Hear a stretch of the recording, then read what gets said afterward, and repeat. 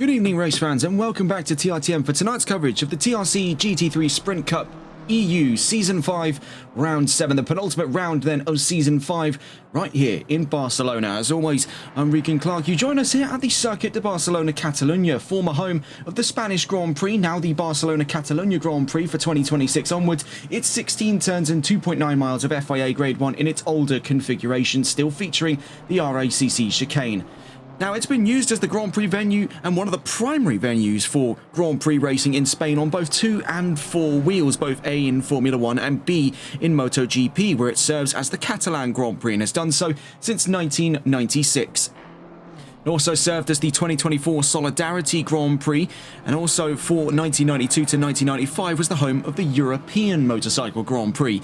In endurance racing, it hosts the 24 Hours of Barcelona, GT World Challenge Europe Series, and European Le Mans Series, of which runs the 4 Hours of Barcelona and has done so on and off since 2008. The Spanish circuits then are a real diamond in a rough, and we'll be seeing here over the course of the next 2 weeks here, both Barcelona and Valencia make their way onto the calendar for the final 2 rounds of the championship. But let's get ourselves caught up first, as we're on board at the moment with Joel Cotello.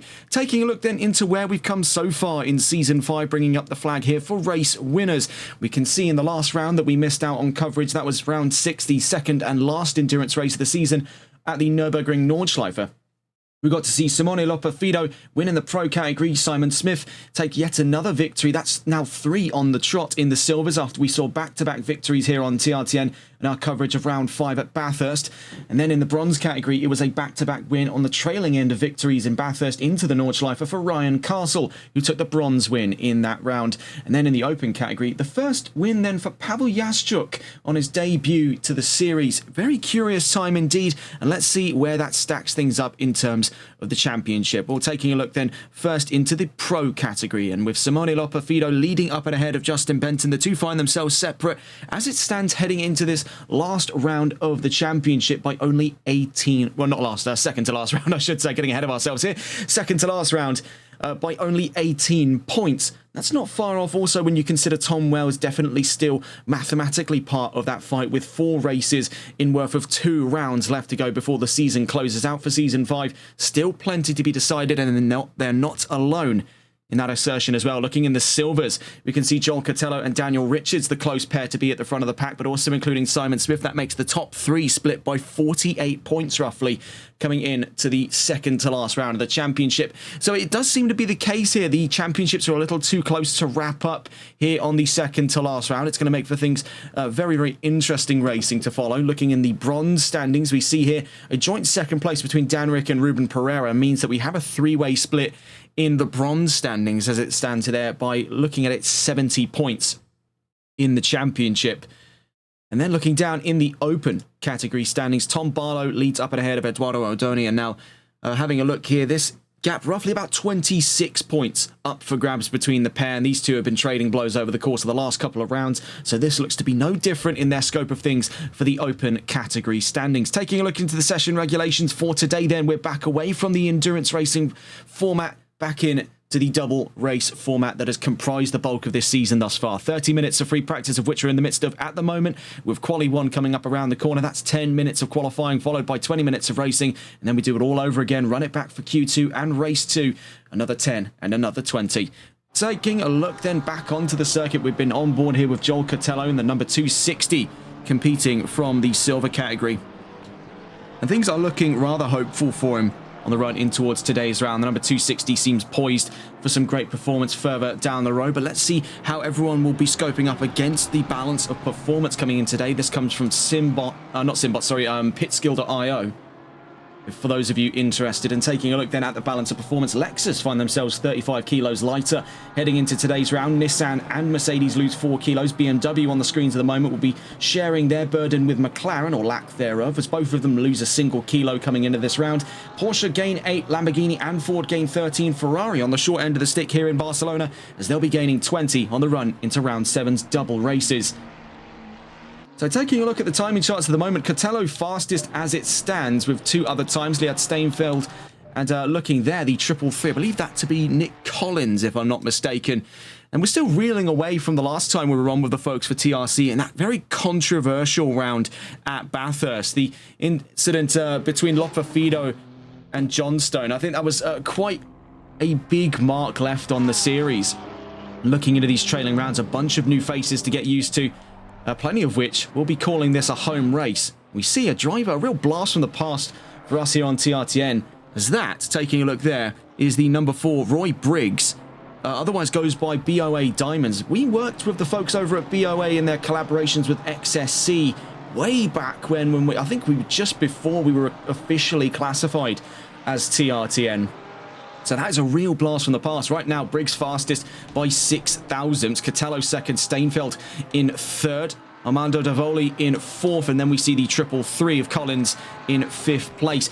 Getting a look in then with some of the new drivers, the bulk of which joining up over the course of the open category. Of course, as the name would suggest, no categorization, so plenty can join in over the course of the season. We see here in the pits, this is Kevin Gomez in the number 283. We just see across the line there another one of the new drivers, the number 144. Getting a look here with the Ferrari of Renato Sabio on his way across the line, currently to 6th fastest then as it stands.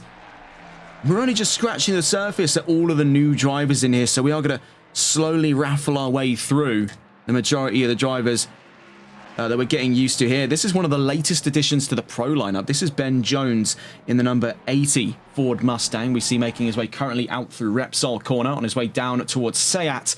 We see here the 666, the Mustang of Hill, making his way down through the RACC chicane, of course, the now antiquated layout of the Circuit of Barcelona, Catalunya, which was replaced, I believe, in and around the ballpark of 2021 to 2022 in Formula 1, when we moved into the newer regulations. Yes, so it would be 2022.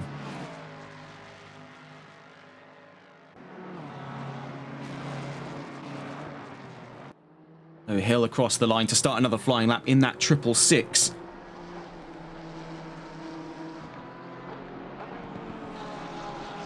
Looking further around the field, we also see Tom Wells now up into the timing charts here, 7th fastest, behind Collins, but ahead of Sabio.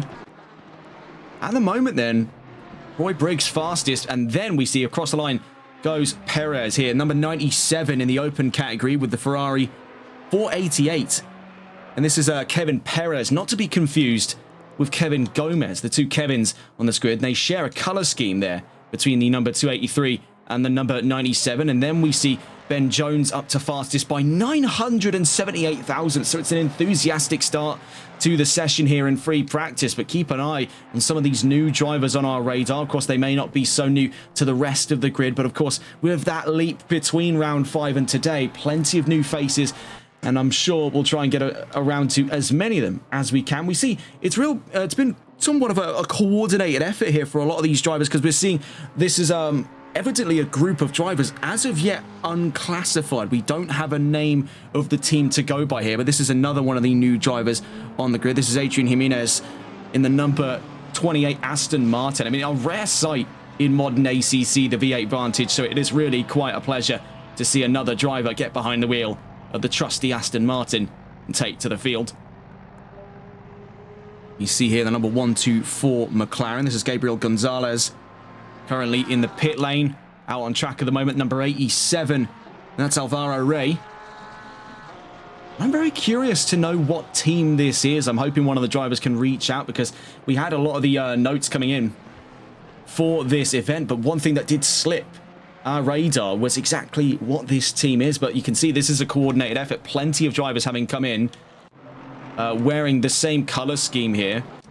We see the fastest among their group is Kevin Perez in the number 97, making his way to the line here. Needs 178 thousandths to go up into 3rd place ahead of Roy Briggs, who now tucks in behind Hill and Jones at the front of the field.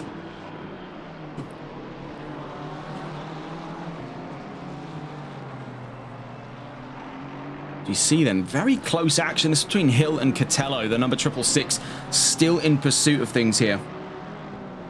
This is Lyndon Hill in the 666 Ford. Right up in front of him then, Joel Catello in 6th place. I mean, these two on the run down towards Lakaiha. We'll get a full tour of the track in a moment's time, but we're still trying to get through a lot of the new drivers that we are now making acquaintances with over the course of this round. This is another one of the new drivers. This is Antonio Caballero in the number 38 down in the pit lane at the moment. Number 17 out on track at the moment. And who we're looking in with here, this is Guillermo Fuentes in the number 17. Simon Smith, of course, we've seen him before. He's now taken back-to-back victories in the silver category. So very curious to see what he can do today with a wave of new competitors across the board. We see as well Justin Benton tucked in alongside him in the pit lane. Daniel Richards now having soared his way up through the silver championship to second place. It's going to be very curious to see second or third place, I think, roughly there for him at this time. But it's going to be very curious to see how things unfold on the run in towards, of course, what is going to be 4 races before the end of the championship. And I think it's very likely the case, and this was something I was quite curiously told by one of the higher-ups at TRC that is in charge of the EU division when we were first consulted about covering this season, was that last season ended rather differently, where heading into these penultimate rounds, almost all of the championships were wrapped up before this point. So this is a real breath of fresh air, I imagine, for the folks at TRC to see that there are 4 divisions up for grabs heading into round 7. The competition at play here could not be more open if it tried. Currently with 26 cars on the track, it is going to be a very, very busy day here in Barcelona. At the moment then, Ben Jones leading in this free practice session.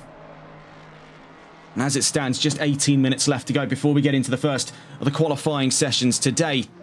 Lyndon Hill, second fastest. Roy Briggs, third. Kevin Perez, fourth. And Tom Wells now in the top 5 for Nissan.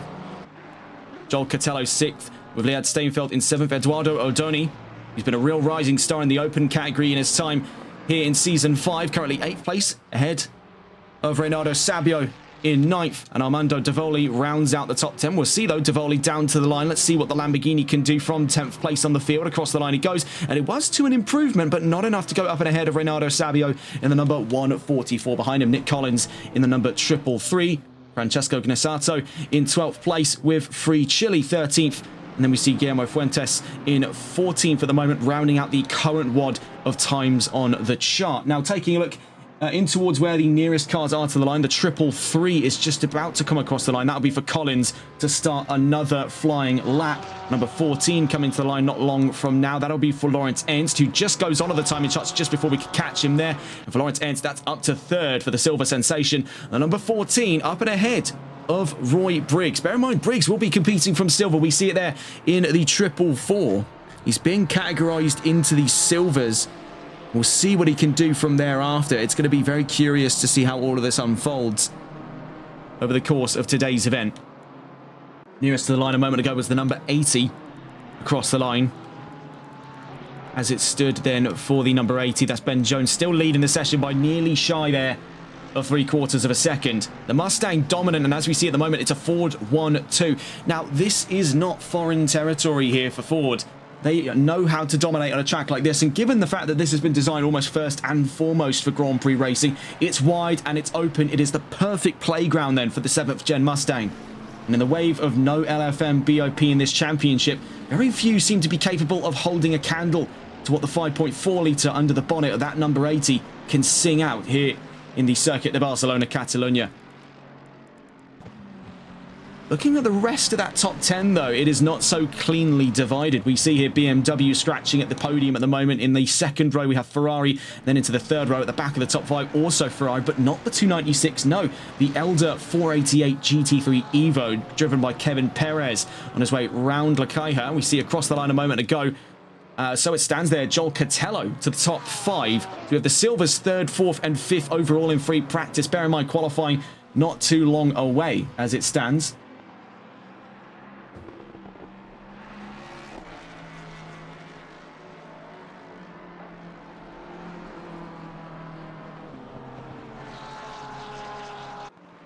We see there in chat, Christian LeBay saying is there no balance of performance? No, there is, but they're using the pitskill.io model. So they're using the one that doesn't give the Ford its 20% restrictor.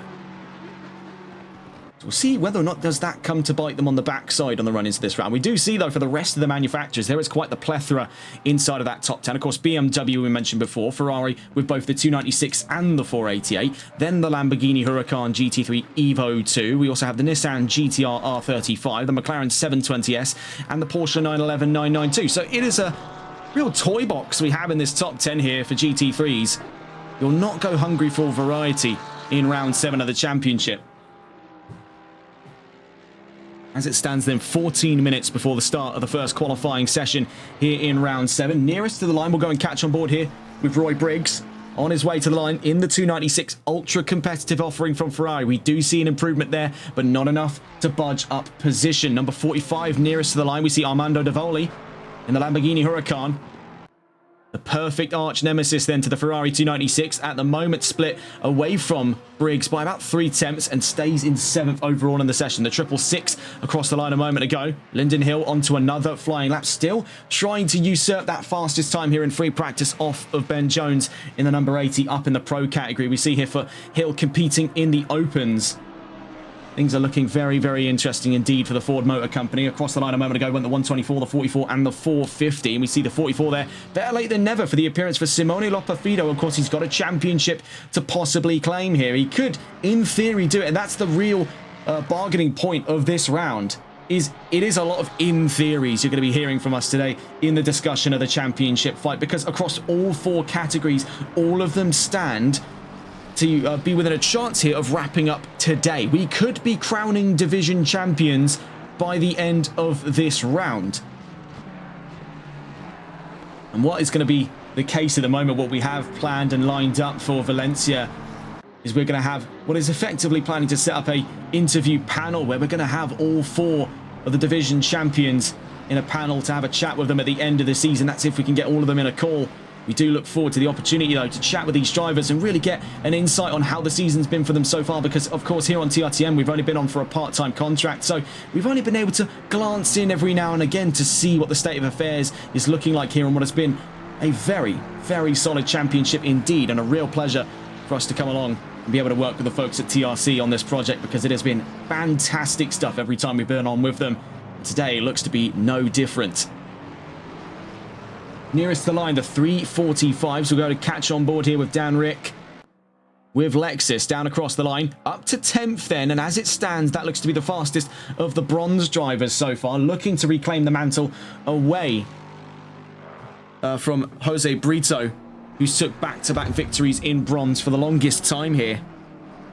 Rick looking to go back onto defense here and trying to usurp control of the championship, but is it too late for him, being the real question? Only time will reveal the answers. In the meantime, Simone Lopafido now second fastest behind Ben Jones and ahead of Lyndon Hill. 251 nearest to the line. Across the line a moment ago went the 251, Francesco Gnassato in 17th place as he crossed the line. Nearest from behind him is the 33, so that's on with Ryan Castle.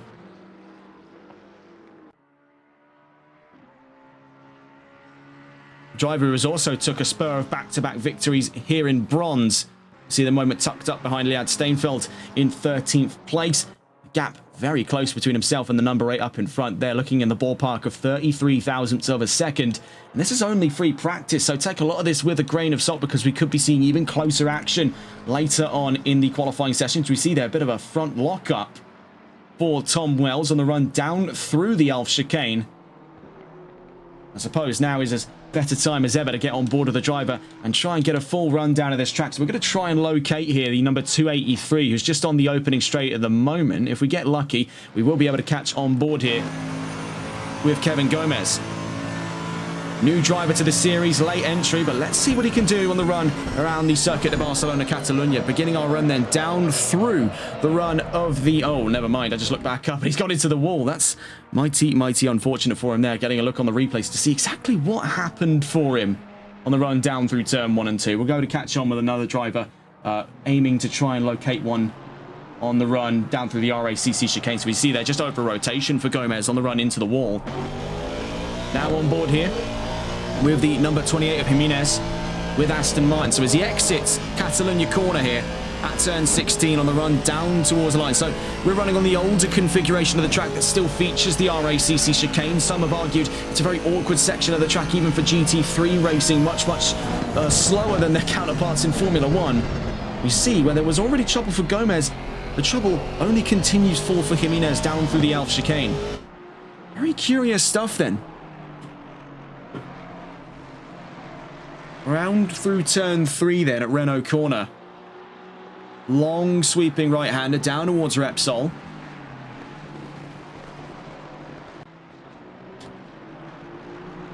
And this will be really the staging point of many an overtake opportunity in this race. It's the run out through Repsol into Sayak corner here at turn 5 on the run towards turn 6 into turn 7 at the Worth curve. We see from behind there Daniel Richards and Lyndon Hill, the two Mustangs, currently 12th and 3rd.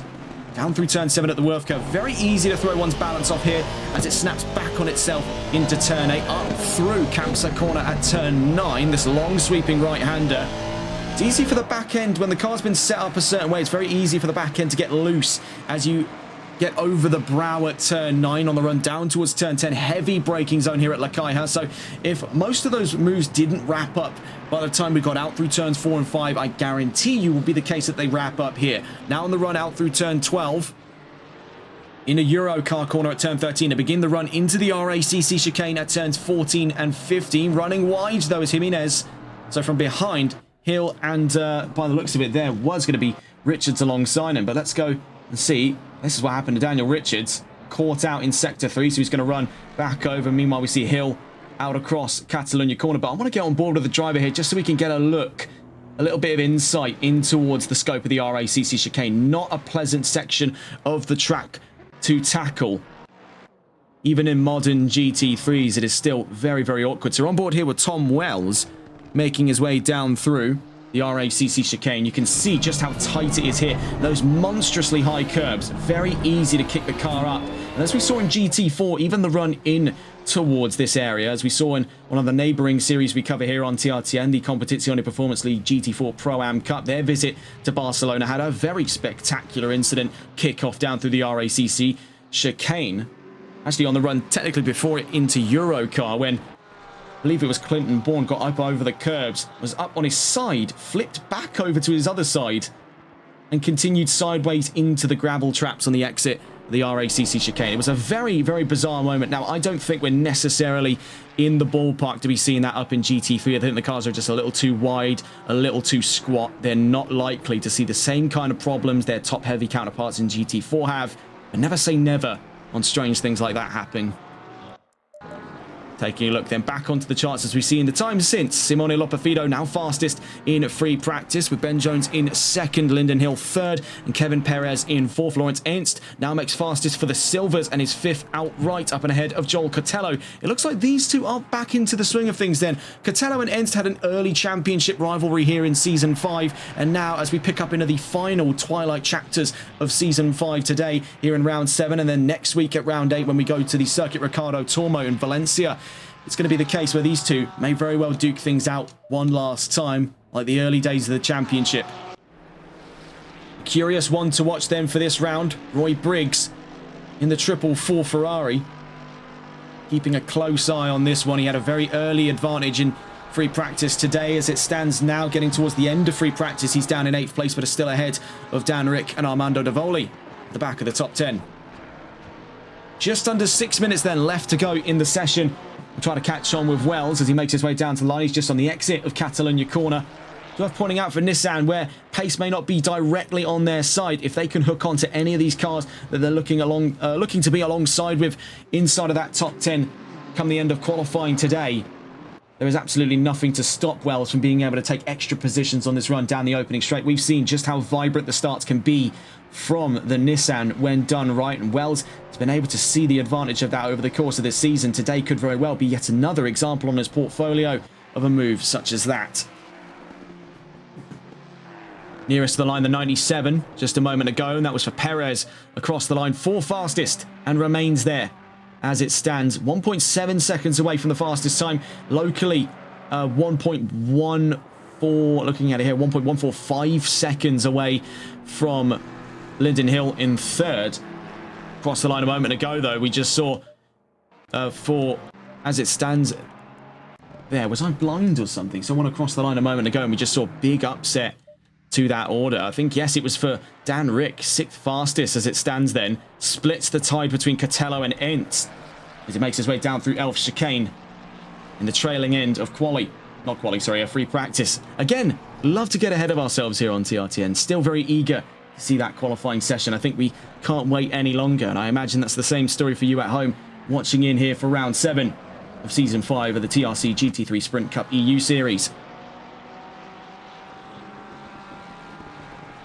Now, in terms of the future, we'll remain a little bit open-ended in terms of our discussion at the moment, and this is the same thing we've been explaining to some of the higher-ups that we've been in contact with here from TRC about what could be the plan for Season 6. It's definitely a case where we'd certainly like to, but in terms of availabilities, that's just not something we can confirm right away. That's not to say no. So we'll keep you in the loop, and hopefully we'll have a verdict by next week of the season finale over whether or not you'll be seeing us again here on TRTN for coverage of TRC.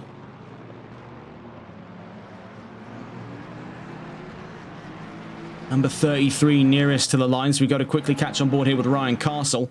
Still trying to go up and ahead of Leanne Steinfeld. Now they're super close to one another as it stands at the moment, as it stood 33 thousandths in separation between the pair for 14th place. Steinfeld 14th and Castle remains 15th after that last lap. The 345 nearest to the line, Dan Rick, recently split the tide between the two silvers and now goes up into the top 5, now going up and ahead of newcomer Perez.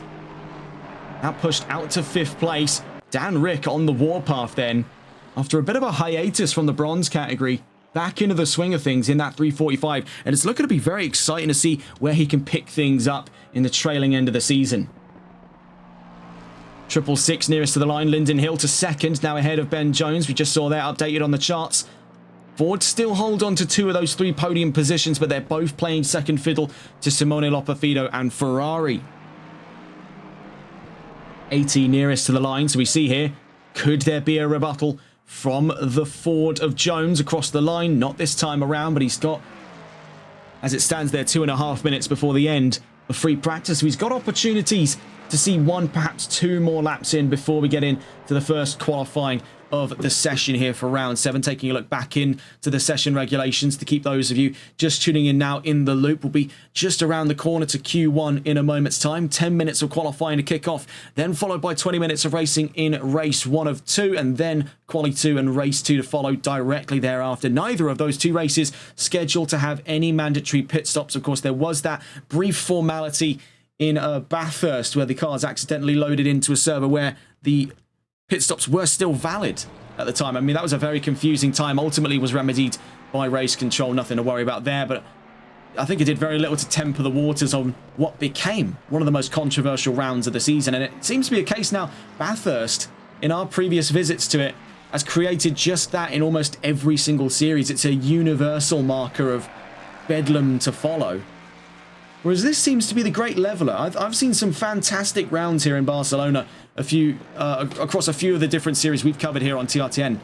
So I'm thoroughly looking forward to seeing what the folks at TRC can do with this grid today. We just see recently there, into the top 5 goes Justin Benton in the number 12. Of course, we saw his win in Bathurst, and it was a fantastic drive by him amidst serious controversy in the grid around him. He was able to just surf his way through that chaos. With chaos creates opportunity. And Benton knew better than anyone what that looked like on that day. The number 12 was victorious in the first of 2 races at Bathurst. Lopafido went back to winning form in the race thereafter in our coverage of round 5 in race 2. Number 144 then, nearest to the line. So let's go to catch on board here. Renato Sabio with Ferrari.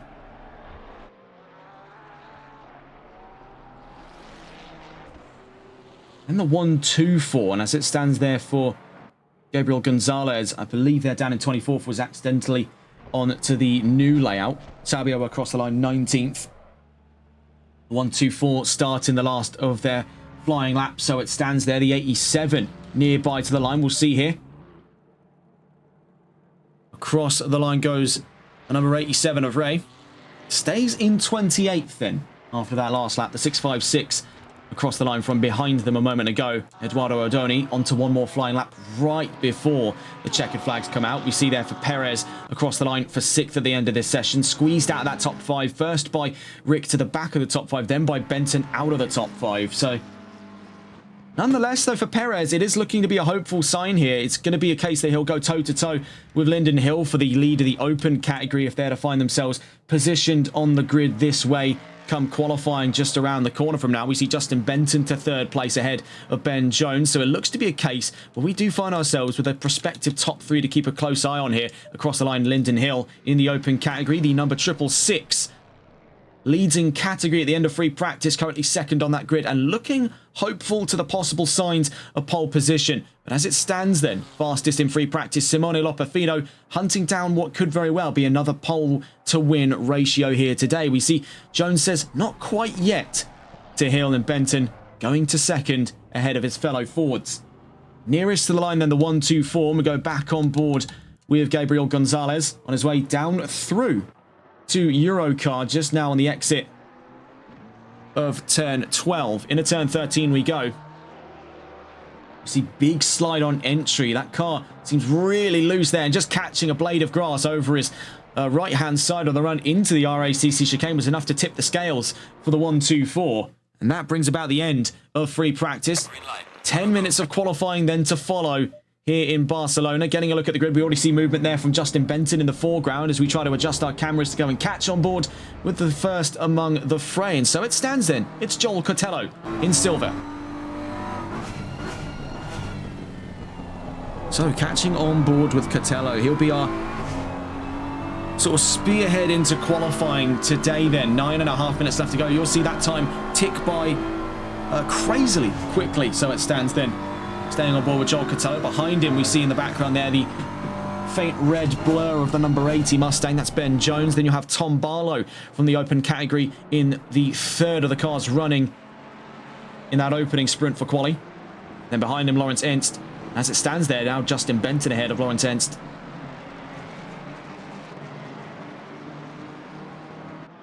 Follow on board though with these two as I do spy a possible move for position for Ben Jones to go up and ahead of Joel Cotello.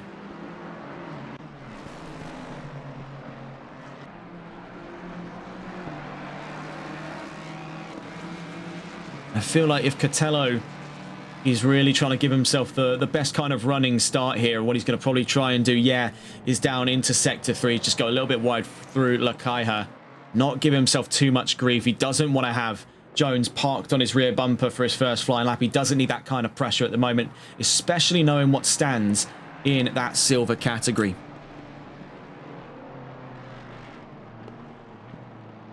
With Cotello leading that charge in silver, in a top 3 comprised only by 48 points.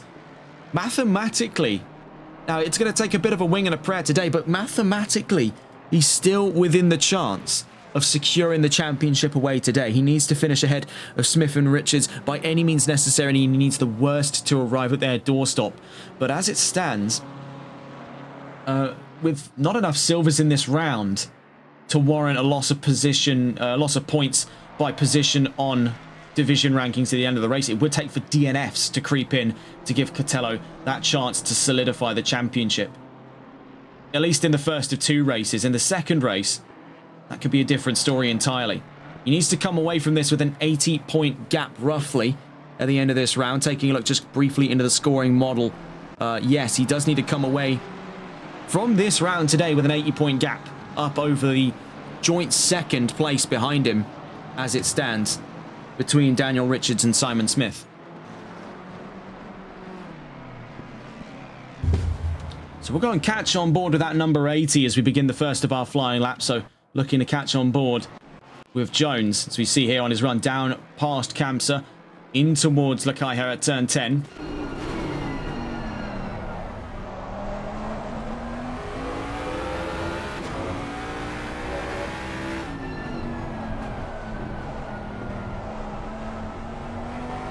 We see already some trouble for Free Chili and Dan Rick. Both of them still in the pits at the moment. They're not alone in there. We start to see some of the other names. I believe Armando Davoli is in the pit lane as well as it stands. Quite a few drivers stuck in the pits with 6.5 minutes left to go. We see here with Ben Jones down to the line, so he'll be the first time on the charts. Then following him will be Joel Cotello, a 1:44.272 by Jones. Then Cotello to the line. Then we'll be looking next for the number 23. So the 260 doesn't set a time. If you try to intercept the 23, I think we just missed him there to the line. We also saw the number 12, Justin Benton, and Tom Barlow were across the line. Lawrence Ames follows in their trails for third. Then we see Lyndon Hill fastest as they cross the line. The number 97 across the line a moment ago. Didn't yet set a time for the 87, however. Different story for Ray. 6th fastest. That's down to 7th with Jimenez across the line a moment ago. As we see Gonzalez tuck in behind the pair of them for 8th. All three of them shoved down a position and then some, as we see Simone Lopafido and Francesco Gnassato across the line. Eduardo Eldoni to 6th as they cross the line. The 555 across the line for, as it stands there, Eric Smith to 7th in this session. The number 33 across the line from behind them a moment ago to start another flying lap. Ryan Castle tucked into 11th. Liad Steinfeld to 7th place. So amongst that flurry of new times on the charts there, we see Hill, Lopafido, Benton, Jones and Enst in the top 5 at the moment. And as it stands, that top 4 separate by 370 thousandths of a second front to back. The 24, the 144 and the number 1 coming to the line. We'll try to intercept here Tom Wells just as he hits the line for his first flying lap. And it's 12th fastest for the Nissan as he crosses the line. Number 17 nearest to the line as it stands. We'll try to catch here with Guillermo Fuentes. Across the line he goes, so it stands on another flying lap. Number 182 across the line a moment ago. And I believe same story there in which applied for Roland. Number 283 across the line a moment ago as well. Number 80 across the line. Jones now extends the margins just faintly there. 260 across the line. So here comes Joel Cotello onto the timing chart. 6th fastest. Tucks in behind Lawrence Enst. That's for the silver lead, mind you, as well. So those two make a third row of all silver talent. The two BMWs look to go head-to-head like they did in the early rounds of the championship. The 666 across the line a moment ago. Lyndon Hill onto another flying lap. 97 to the line next, and that's for Kevin Perez across the line to 9th fastest. Number 87, number 33, number 28, and number 252 across the line. You see for the 252 in particular here. This is in the silver category as it stands then, looking in with the Ford. This is Daz Kane. Was momentarily in that top 10, now down to 11th. You see across the line a moment ago, I believe there was the introduction of, yes, the 555 into the top 10, Eric Smith with Ford. Of course, we saw quite some action out of him in Bathurst not that long ago, only 2 weeks back to the last coverage we had here of Season 5.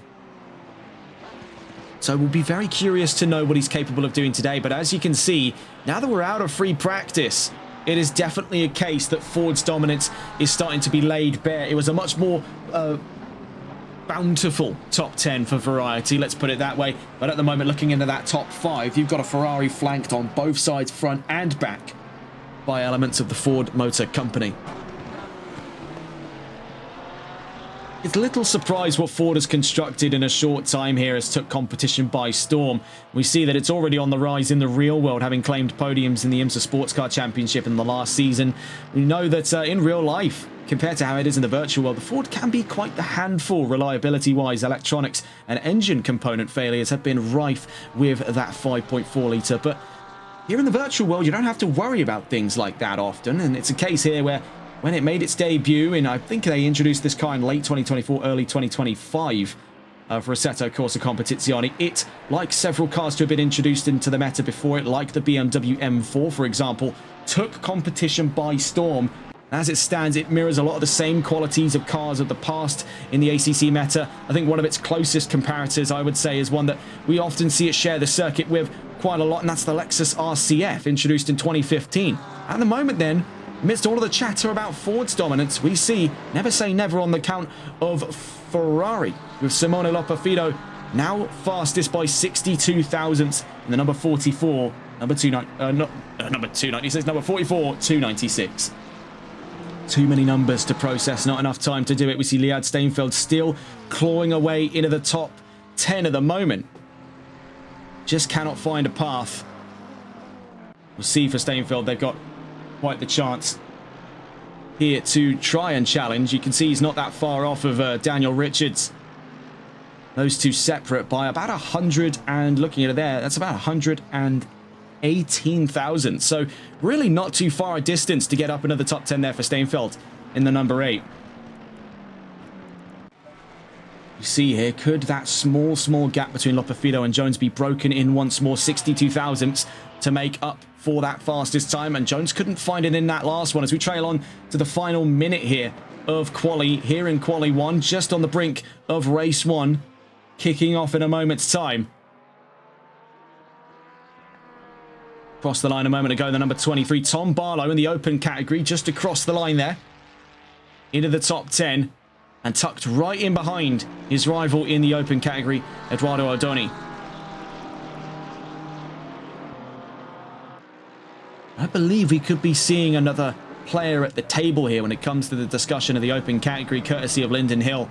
Third fastest outright in this session. We see them down through the RACC chicane, just about to start their last flying lap on the trailing end of one at the moment. Needs 347 thousandths of a second there for the fastest lap of the session, and couldn't find it in that last one, so it's now or never for the 666. From behind him, the 44 does not yet raise the bar here. Simone Loperfido still holds on to that fastest time, but he is on a very, very thin tightrope when it comes to it, up against a swarm of Mustangs behind, comprising 2nd through to 5th at the end of quali. He'll have to hope that's enough unless he can find something in this lap. We'll catch on board with him as and when we get to the end of his time in qualifying. Nearest to the line, the 45, Armando Davoli, right in the trailing end of quali 1 of 2 today, has a bit of trouble over the RACC chicane. Can he break into the top 20? That's the real question. That currently set in stone, about 7 tenths up the field from him by Francesco Gnassato. Across the line goes Davoli and stays in 22nd. Number 80, nearest to the line, Ben Jones, hunting down pole position away from Loperfido. Across the line he goes. Needed 62 thousandths, couldn't find one over it. And Jones stays in 2nd place, the 182 across the line. Then we see, just a moment from now, was, I believe, taking a look at it there, that was the 283, if I'm not mistaken. And that is, as we see there for Kevin Gomez, 28th at the end of this session. Nearest to the line was the 97, but trouble down through the RACC chicane ends Kevin Perez's endeavours as he starts at the back of the top 15 as it stands at the moment. Nearby to the line then, down through the RACC chicane, is the number... taking a look here, I believe, yes, the 87, trailing behind him the number 28. So we see here with 2 of the new cars on the grid. And that's as it stands there for Jimenez and Ray, 19th and 26th at the end of that session. The 444 coming to the line, you're about to see here. Roy Briggs up to 6th from 13th, so quite the leap there. Now leads the Silvers in qualifying at the end of Q1. Bear in mind, still... I believe no, as it stands there, even though it showed them not in the pit lane, you can see before your very eyes, in the pit lane is the rest of the competition in the Silvers. So a real Hail Mary solution there for Roy Briggs. Up to the fastest in silver and 6th from 13th in 1 lap. Fantastic stuff for the 444 at the end of Q1. We see, by looks of it, only one more car, I believe, being counted on a flying lap. And I believe, as it seems there, is Eduardo Odoni. Currently ahead of Barlow. Daniel Richards having split the pair at the end of quali there for 12th. For Odoni, can he make his way into the top 10? Currently needs about 2 tenths of a second to catch up to Tom Wells in the number 1 Nissan. We'll see though, can Odoni do it? Down towards the line. Across the line he goes from 11th into 10th, so he's done more than enough, and actually was only 26 thousandths shy of starting ahead of Daz Kane there in the number 252 in the silver category. Nonetheless, great hustle for Odoni, putting Porsche in the top 10 at the end of qualifying. Then end of Q1, that's your current standing of things. Simone Loperfido fastest, Ben Jones 2nd, and then we have Linden Hill 3rd, Justin Benson 4th, and Eric Smith rounds out the top 5. We'll get a full run of the first of 2 grids today then, taking a look just quickly back into the itinerary to keep you in the loop as to where we're off to next, heading into race 1, and then we'll run it all back for quali 2 and race 2 in a moment's time thereafter. 20 minutes of racing set to follow then here in Barcelona. Before we get to that point though, 2 articles of news to discuss and an absolute bombshell dropped in the world of the World Rally Championship. Rally Scotland confirmed for 2027. This was landslide news for us here on TRTN. Big rally fans here. And the first time we'll be seeing a rally in the World Rally Championship in the UK since Rally Wales in 2020. So it's been 7 years since rallying on the world stage, came back to the UK, and now we get to see it here for Rally Scotland. It'll be operating out of Aberdeen with a super special stage already confirmed for Aberdeen City Centre, and then it will be operating as a gravel rally thereafter in the forests surrounding Aberdeenshire. It is going to be a fantastic opportunity. Already trying to book my plans now to go over and see that in person. The other article of news comes from Formula One as we now get confirmation that amidst the military engagements in the region, the Saudi Arabian Grand Prix and Bahrain Grand Prix have been cancelled. Currently no indication over whether there will be suitable replacements found, and that could leave fans with about a month of no racing after what has been an electric start to the season in a wave of new regulations. Getting a look into grid 1 of 2 today then, race 1 just around the corner here at round 7 of season 5 of the TRC GT3 Sprint Cup EU series, and it's Simone Lopafido on pole position once again, starting alongside him then Ben Jones in the number 80, one of the newest additions to the Pro category, one of the newest additions also to the Open category, starts on the road just behind, and it's Lyndon Hill starting up alongside Justin Benton on that second row. Eric Smith starts on the third row, 5th place at the back of the top 5 there, and alongside Roy Briggs, leading in the silver division for the race start. Behind him, Lawrence Ernst and Joel Catello, former rivals in the Silver Championship. They're 7th and 8th on their run in towards race 1 of 2 today. Daz Kane behind them in 9th, and Eduardo Modoni rounds out the top 10. Then from 11th to 20th, we have Wells, Richards, Barlow, Stainfeld, Smith, Perez, Castle, Sabio, Jimenez and Gnesato. And then from 21st to 30th, we have Collins, Davoli, Rollin, Gonzalez, Brito, Ray, Caballero, Pereira, Gomez and Fuentes. Then in 31st and 32nd, Free Chili and Dan Rick. What on earth happened then for Dan Rick? I mean, you've got to hand it to him here. He had some real solid pace in free practice, but it just never materialized in quality. In fact, I don't even know if he came out of the pit lane. So it does beg the question, was there perhaps some kind of penalty in place for the 345? That's one thing that we were kept out of the loop on if that were such a case. We see with about a minute left to go, we'll be catching on board with Simone Lopafido, who's set to lead the charge then for Ferrari on the run down through to turn 1 at Elf, but he's going to have the Stampede behind him, and really it is enough horses there in that top 6 to comprise a marathon. I really would say we are looking here much closer, less of motor racing, more of the Grand National as we're seeing there from 1st down to 6th, with Mustangs and prancing horses alike comprising those first 3 rows.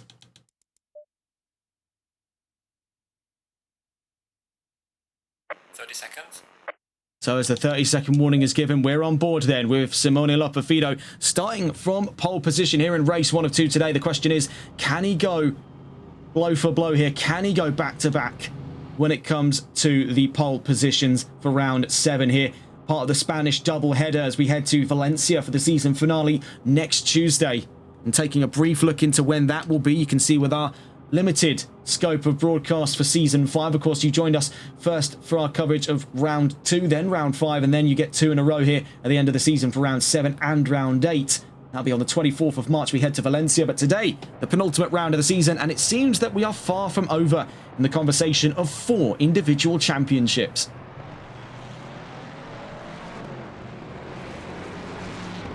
So then peeling away, Lopafido, Jones, Hill and Smith. We see there a bit of a slower start to that formation lap for Benton. We see there just swerving on his way down towards turn 1. You see for Lopafido's keeping things very, very calm, very centered at the moment. Not looking to put too much heat in those tyres too early on. He knows that he'd only be scrubbing on the run in towards sector 3. He doesn't want to rush himself. What he has to have now is a completely lasered in start for this race. I don't think we'll see a man more locked in this time for the number 44. With that ensemble of Fords, let's say not even that armada of Fords gathering behind him. This is going to be one of the most tense starts to a race I believe Lopafido may ever see. The amount of V8 thunder backing up behind him. The earth beneath those tyres will shake with the sound of those 5.4s chasing him in towards turn 1. You can see the size difference as well. It's worth pointing that out, just how gargantuan those Fords are up against the Ferrari. Speed versus maneuverability. Who comes out on top in that argument? Well, I think we've got 2 races here that will give us a pretty good case study here in Barcelona.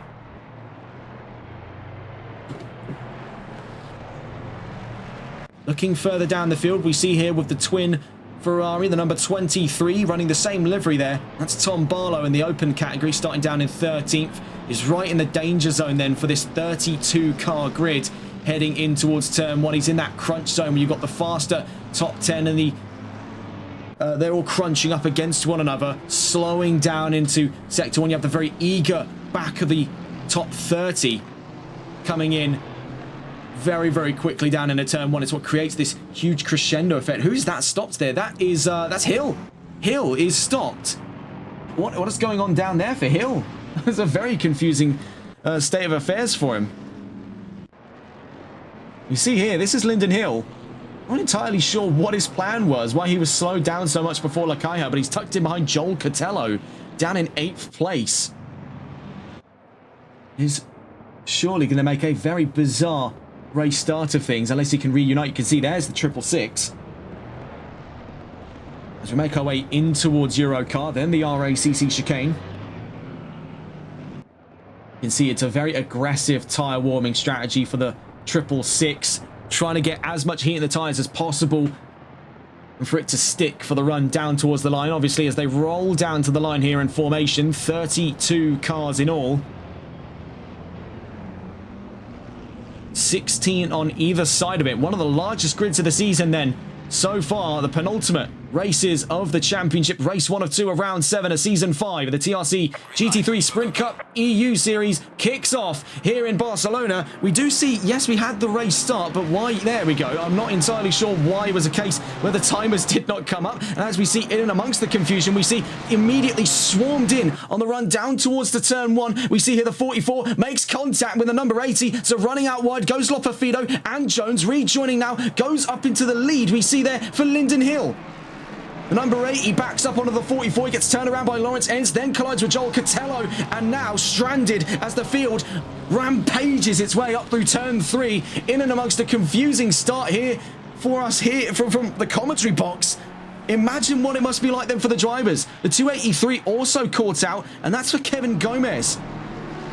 Looking for the point of view here of Tom Barlow as he breaches the top 10, up and alongside Ryan Castle on the dive through at Sayat corner. Up in front of him, you can see Cotello and Ents looking to go side by side shortly. Taking a look then, it's Lyndon Hill leading amongst a very brazen start here in race 1 of 2 at Barcelona, right behind a triple header of Fords. But it's worth pointing out, sneaking his way through, the ninja that is the Nissan number 1 of Tom Wells. He knows a thing or two about carving his way through a field. We've seen him do so in GT4, but this is something else. We see up the road, things get all manner of squirrely on the run into Sector 3 in the fight between Jones, Smith and Benton. We're on board then with Eric Smith.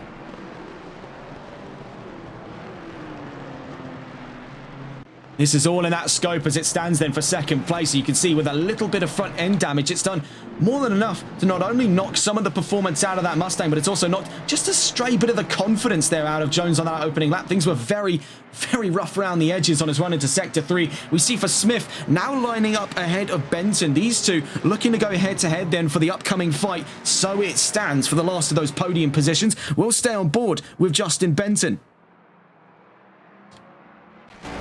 So down through Elf Chicane in towards Renault Corner, turn 3. We can see the Fords really do have to pump the brakes quite a bit. They could find themselves vulnerable to some fight back by Ferrari, where one has been traded of its spot. We see now Tom Barlow is firmly in that top 10. Now currently in between, as it stands then, Daz Kane and Joel Cotello.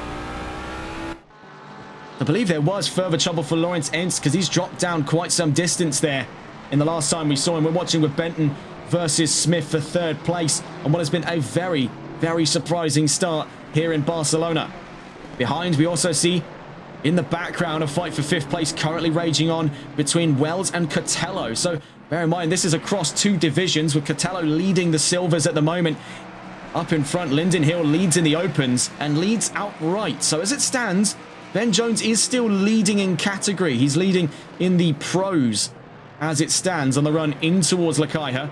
Behind him, fighting for not only the outright podium, but for the second position in class is Benton and Smith. We see there with Jones. This is Daz Kane's point of view, so you can see where Lawrence Ernst ended up towards the back of the top 10, now tucked in behind Armando Davoli, who's also been on the warpath like Tom Barlow on the run in towards this race. LeBay in chat asking what happened to the pole sitting Ferrari. Well, on the race start, collected following an incident with the number 80. And as the number 80 rejoined up nearby, it spooked the number 44 to accidentally drift into the nose of Lawrence Ernst in the number 14 and turn himself in towards the wall. It was a very complex issue to kick that race off.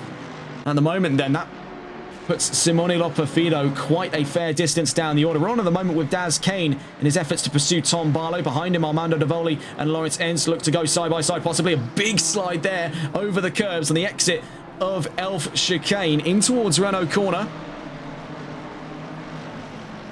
Meanwhile, it is worth pointing out, just looking quickly back up here in the fight of Benton v Smith, this is for third place, technically for division second amongst the pros.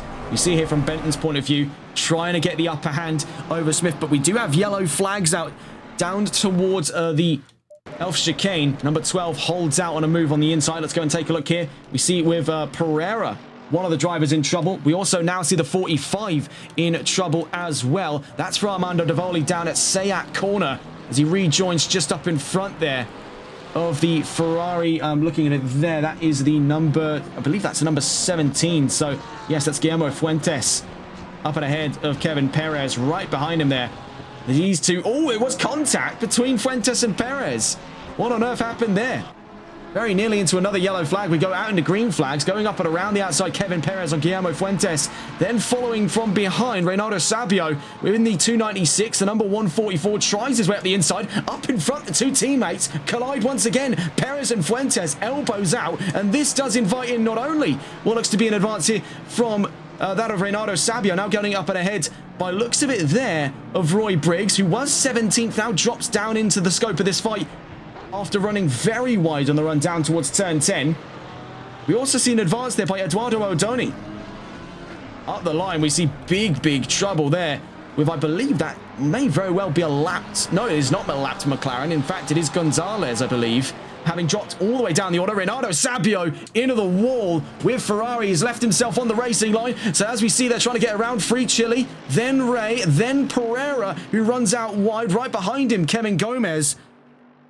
But that looks to possibly be the end of the road here. Down to 32nd for Reynaldo Sabio in the 144 Ferrari. Meanwhile, taking a look back up at the front of the field, as so I'm told the 144 has got back up and running. We see in the time since the 666, I believe, has DNF'd. There's been a disconnect for the 666 of Linden Hill. Now we have Ben Jones in the lead, Eric Smith in second with Justin Benton right behind him in third place. That promotes Tom Wells up to fourth. But watch here with Benton v Smith. This is for second place. Benton looking to go around the outside. Smith holding the inside. Into Lakaiha we go. It's a real gamble he takes here. He could still find himself up and alongside on the run around the outside at turn 11 into turn 12. Holds his ground. Justin Benton up to second amidst chaos here in race 1 of 2 in Barcelona. Into the Eurocar corner. Now RACC chicane. And Smith tucks in from behind, but he'll have that slipstream on the run towards turn 1 and 2. Tom Wells still with his hands full here with Joel Cotello right behind him, now leading the Silvers. Tom Barlow now promoted to the lead of the Opens. Behind him, Daz Kane and Daniel Richards. Then we see Simon Smith, Lawrence Ernst, Liad Steinfeld, Nick Collins, and as it stands there as well, Jimenez in 13th place.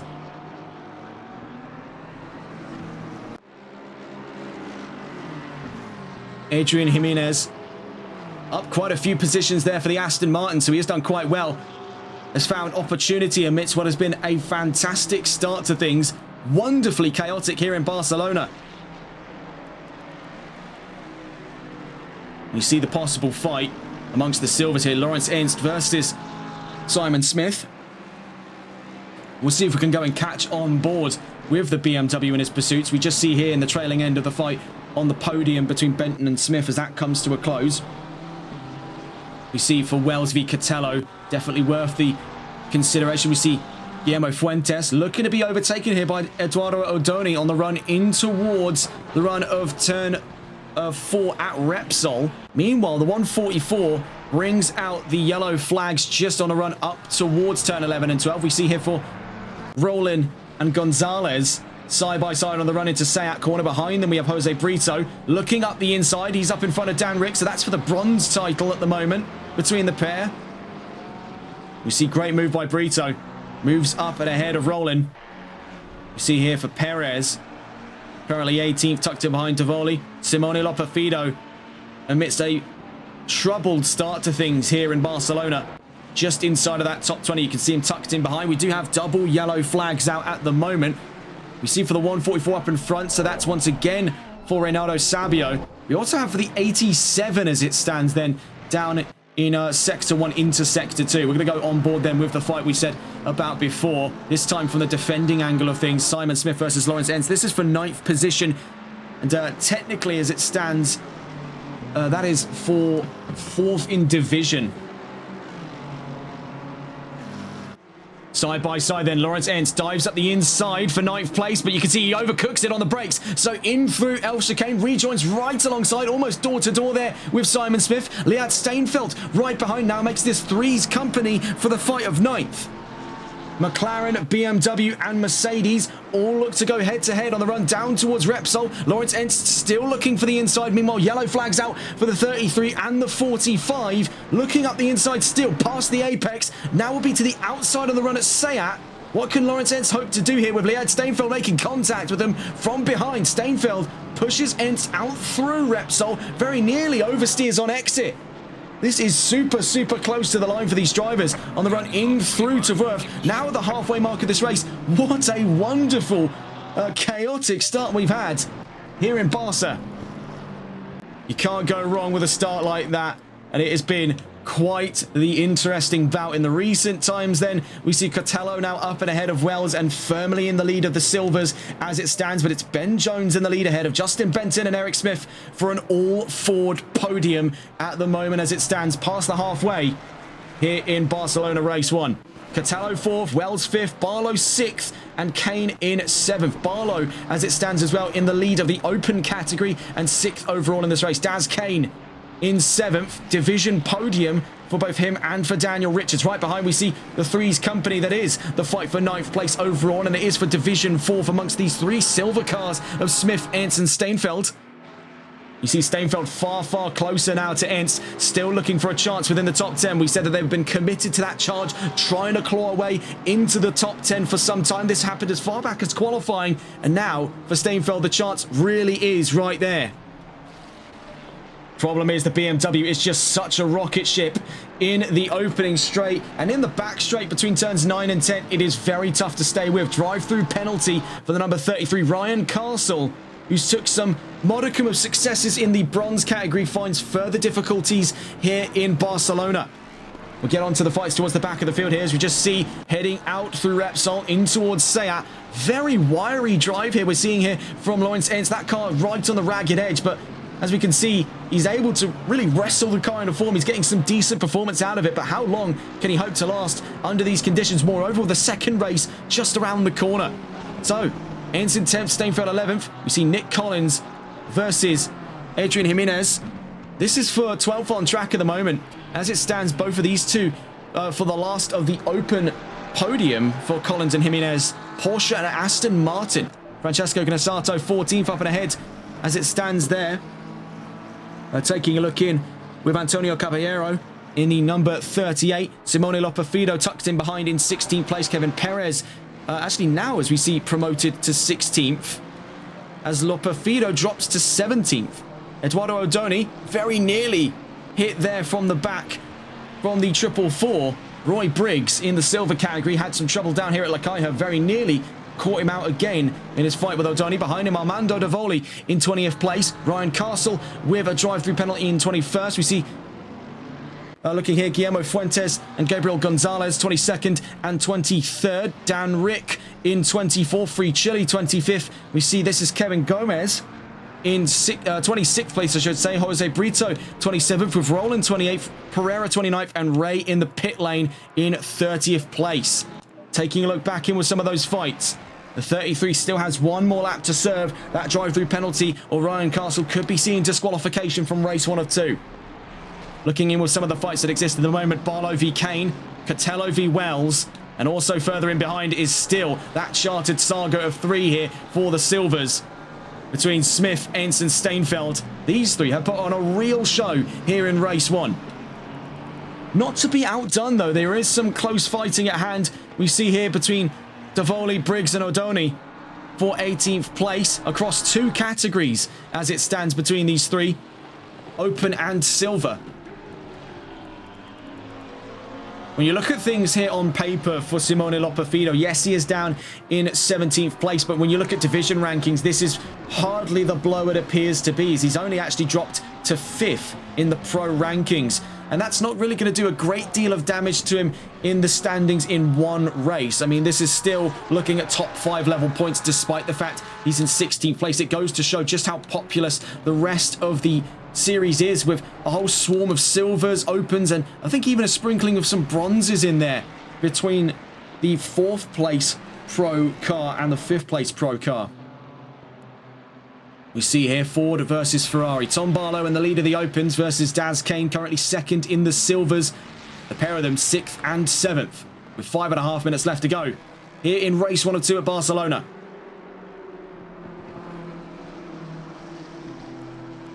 It's worth pointing out, Simone Lopafido recently up and ahead there, Caballero and Perez now hunting down Francesco Gnassato. He's back into the top 15, but you can see their challenge from behind. Looking up the inside goes Caballero on Lopafido. Can they make their way through? It's contact from behind. Perez hits Caballero into the wall on accident.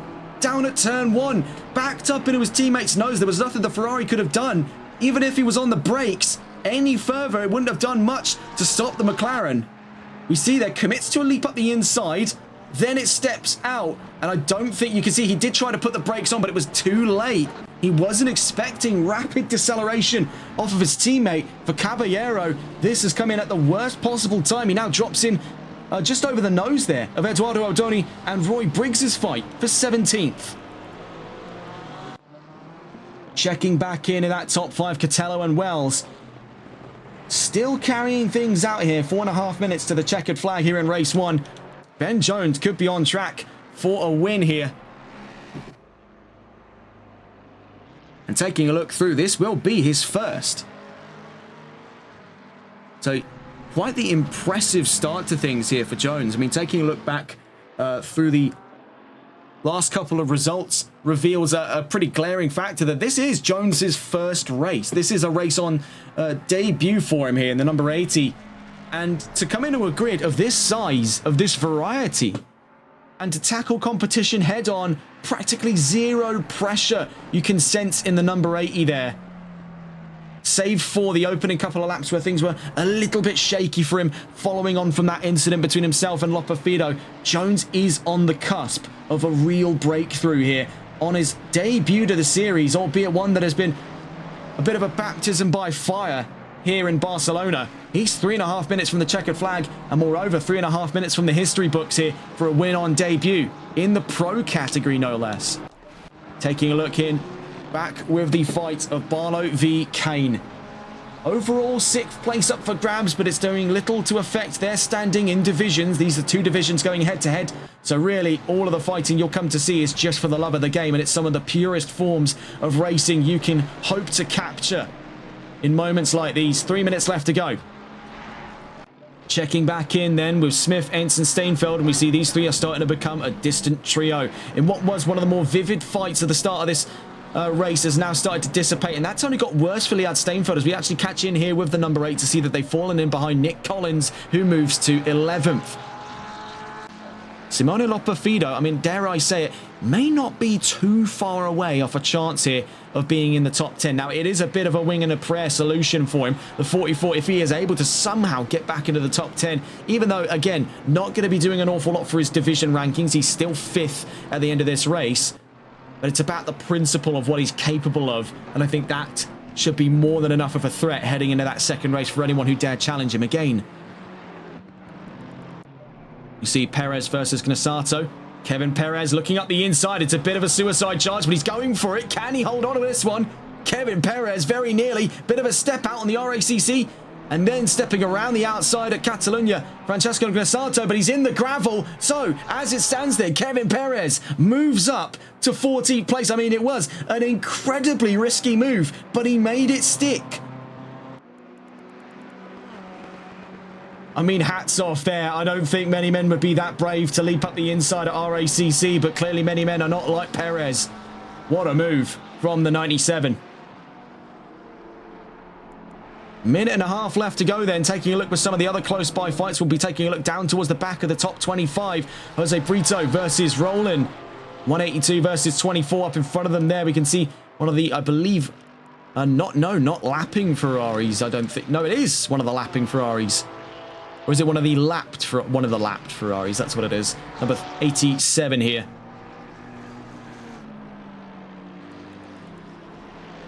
Taking a look in with some of the gaps, it is worth pointing out that the gap is starting to progress back into a possible fight as we close in on the final lap just around the corner here. We'll see from the number 80 starting that final lap of race 1 of 2 with Benton in pursuit.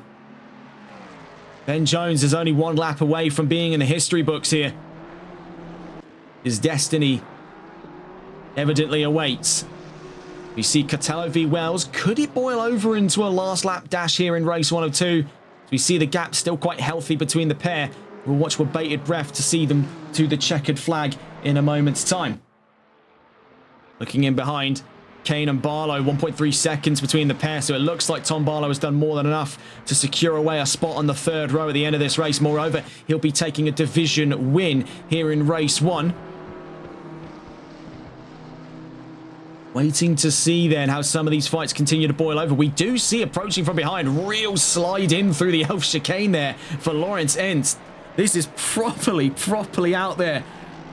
Even for the BMWs, he's sliding his way through, almost rallying his way through this. It is a fantastic sight from Lawrence. And through all of this gusto that he's got behind the wheel of that number 14, he is actually drawing the gap in, so these two could scrap to the checkered flag here in race 1. Heading down to Seat, it's all or nothing now for Entz versus Smith.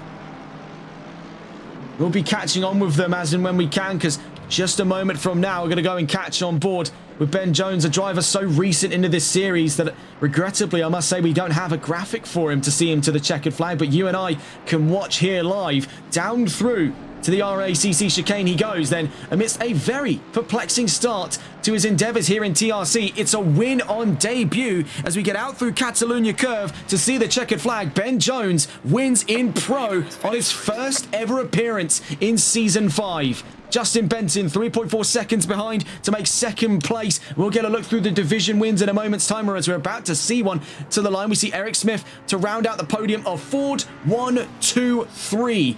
Here in race 1 of 2 to the line. Joel Catello wins in silver. Fantastic performance then by Catello. Kept everything absolutely airtight in his performance today then. Silver win for Joel Catello. To the line, Tom Barlow takes the win in the open category. Fantastic stuff from the 23. Then taking a look way down the line here to see where the bronzes are concerned. I believe, as it stands, it was going to be by looks of it here, a win for Dan Rick. Back into the swing of things in the bronzes. Well, we'll see him down to the line, though. We'll get a double check on everything just before we get to the line there. As it stands, watching with him to the line. Yeah, having confirmed everything there. Great hustle for Dan Rick. Back into the swing of things. Lexus back in winning form in bronze. Number 17, drive-through penalty for Fuentes right in the trailing end of this race. That's going to be trouble as he hits the line there. 30 seconds added on top for Guillermo Fuentes at the end of this race.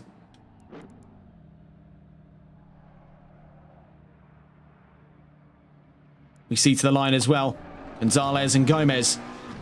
Gomez adamant to see that checkered flag, though. Hats off to him there. 283, nursing front end damage. We'll see that checkered flag at the end of race 1 of 2. And a very bizarre open then to the penultimate doubleheader of the season here in Barcelona. Your division winners then: Ben Jones in pro, Joel Catello in silver, Tom Barlow in open, and Dan Rick in bronze. Great hustle then from those four, and a fantastic lot of racing we've got to see here in Barcelona. Some real highlights of that were the fights we were seeing between Lawrence Ernst, and as we see them to the line there, it actually was a case where Ernst went up and ahead of Smith. Pity that we failed to capture that at the line. I think we were still trying to catch on with the bronze win. That would be for Dan Rick, so my apologies there. But as we see it, Smith fell in behind Ernst, and it's really, I would say that's an easy driver of the day pick. I don't think there's many negotiations around it. The way Lawrence Ernst was commanding that car in the final lap, I have never seen anything like it. It is almost unconscious the way that he was driving that car. It sort of brought me back to the vague memories of watching back old Formula 1 footage and seeing how these drivers, they get past a certain point and it's just instinctive. You saw the way he was driving that car. It was as if guided by nature at that point. The machine was him and he was the machine. Lawrence Ernst fought his way to 4th in the silvers off of arguably one of the most bizarre final laps I've seen the start of there.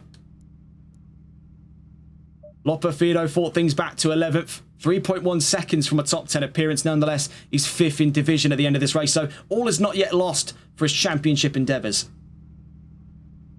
So then, coming up around the corner to bring up the current tally of the schedule here, we're heading into Quali 2 just in a moment's time. 10 minutes of Quali to follow and 20 minutes of racing thereafter to kick things off to the end of round 7.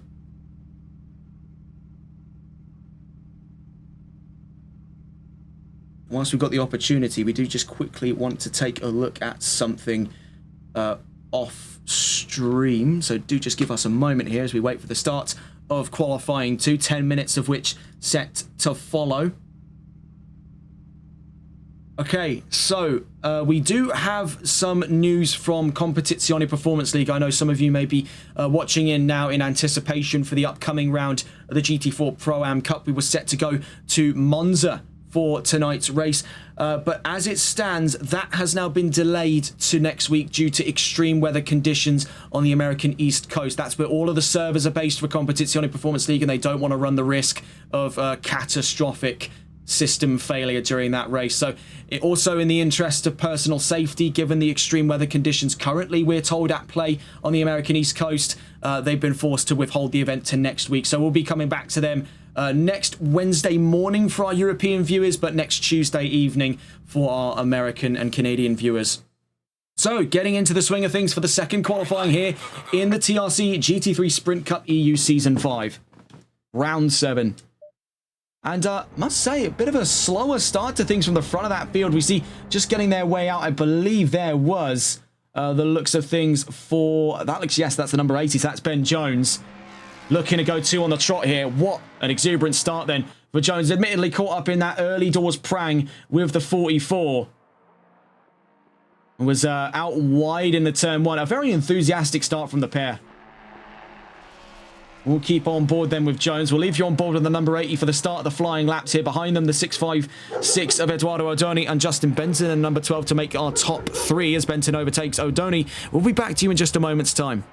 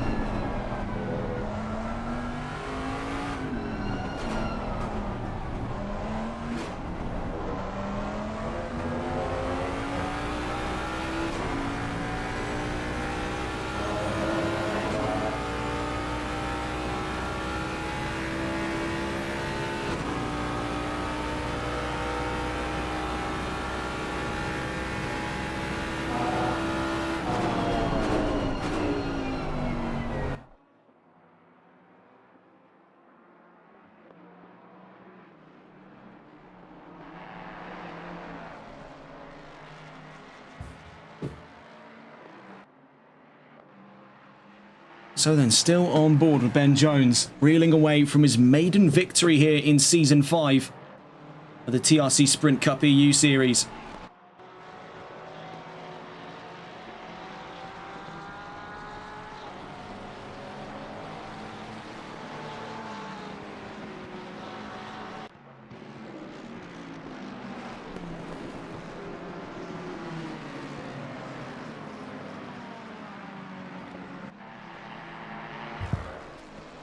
Again, watching on with him as he makes his way down through Kamsa.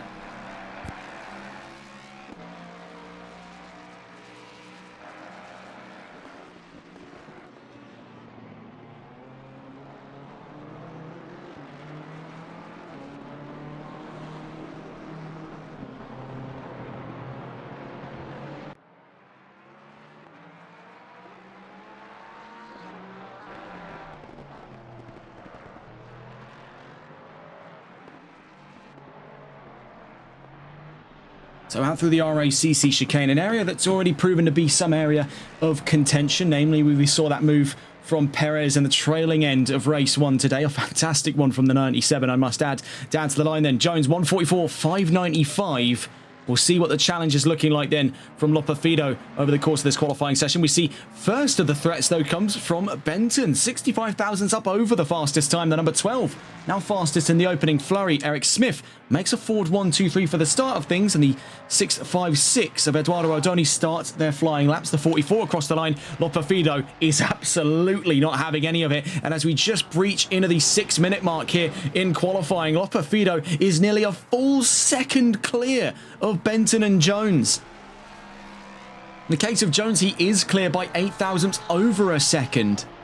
Benton 943 thousandths away. We see the Smiths reunited for but a moment, but Wells steps in the way between Simon and Eric Smith.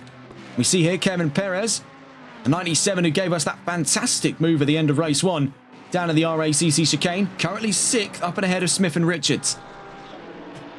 Number 14 across the line a moment ago. That's on to another flying lap, so it stands. Number 23 and number 45 coming to the lines. We see across the line Tom Barlow leading the opens ahead of Perez. The 45, Armando Davoli across the line, currently 3rd for the opens as he crosses there with half of the session now currently underway. The number 260 nearest to the line, Joel Cotello, 7th as he crosses the line there. And as it stands, dead on level with Tom Wells on the 3rd and 4th row respectively. Take a look at that. Not many opportunities do you get to take a look at something like this, where you're down to the 1,000th level between the number 1 and the 260. Meanwhile, we see a change of the guard here up at the front. Ben Jones by half of a hundredth of a second is now fastest. 143.582 over what was a 143.587 as the previous fastest. That was set by Simone Lopafido in the number 44. Speaking of, to the line, now up by 0.4 of a second there. Lopafido back to the fastest. 33, nearest to the line then. Across the line, big leap there for Ryan Castle into 5th from just outside of the top 10 a moment ago. The 333 across the line from behind him. Nick Collins in 12th place. Number 87, number 17, number 182, number 96, number 283, number 1, number 450, and number 97 all coming to the line. As we see a huge swarm of cars, among them Wells, just up into the top 5. By 100th over Perez, worth pointing out there. Perez also now leading in the opens. Kevin Perez could be seeing, on a performance like this is a far cry of where things stood in that race before, where he was towards the back of the field, a casualty in that last race, and was fighting back through the field by the end of race 1. This could be a far different start for him heading into today. He's in 6th place, tucked in on that 3rd row, starts alongside Tom Wells as it stands before the end of this session. 260 coming to the line, so this could be a real disruptor to it. Joel Cotello, could he go fastest in silver? Not this time. It's Daz Kane who leads the silvers in quali at the moment here in Q2. Number 8 coming to the line. Nothing yet to report then. Liad Steinfeld starting another flying lap. The number 80 comes to the line. Can he challenge for the fastest? Jones across the line. Couldn't find it in that last lap. The 888 across the line. Couldn't find anything in the last lap either. So on to another flying lap. There goes Ruben Pereira down in the bronzes. Number 12 coming in, so Justin Benton into the pit lane. We'll see with the 555, Eric Smith. Can he go ahead of Benton and Jones in the flurry of Fords there in the top 5? Not this time around on this lap. He still has just about 2.5 minutes before the end of qualifying. Number 33 coming to the line. We'll see there. Across the line a moment ago for the 33. Just quickly trying to catch on with Ryan Castle. He's still in that wad of open cars, I should say, with Castle being a bronze himself. So he's leading the bronzes as it stands at the moment. Perez leading the opens. We see Perez to the line here from 6th. And there is not a great deal standing between him and a top 5 start here. It is worth pointing that out. 100th of a second between himself and Tom Wells, who we see at the moment out through Lakaiha at turn 10, into turn 11 and 12. Number 252 across the line a moment ago. That was for Daz Kane, still leading the silvers. You can see this is really quite satisfying when you give the colour division in here with the white placards of the pros, the red placard of the bronze and opens, and the silver placards of, well, you can go ahead and guess it's the silvers. All in their own little bundles here in the second quali session. Across the line a moment ago, Cotello still yet to breach the top 10. And much like we saw in the story there of Wells v Perez, not an awful lot was standing between, and even fewer then when you consider the recent time by Liad Steinfeld. Now to 11th by 1,000th ahead of Cotello. I mean, this is truly remarkable, the gaps we're observing here right in the trailing end of Q2. This is set to be razor thin amongst the divisions today. 555 nearest to the line, so beating the bell here for one more flying lap over the one he's just done now. Eric Smith has got one more opportunity to breach the top 3, currently on that second row. Nothing to scoff at in the long term here. Still has a very confident start underway from where he stands. Meanwhile, Armando Davoli splits a tide of silver machinery up into 13th place then in the number 45 Lamborghini. Number 87 nearest to the line. We'll go to catch on board here. Down toward the line goes the Ferrari of Ray from 23rd, stays there in that last lap. Then we see the 97 coming to the line. We're about to see here with his teammate Kevin Perez down across the line, stays 6th, tantalizingly close to a top 5 start here. It very well could be on the table for Perez to find it. Needs a single 100th in this lap now to see the top 5, but it's Daz Kane who makes the leap way out of the pack of silvers. Now over the opens in the pros in the top 5.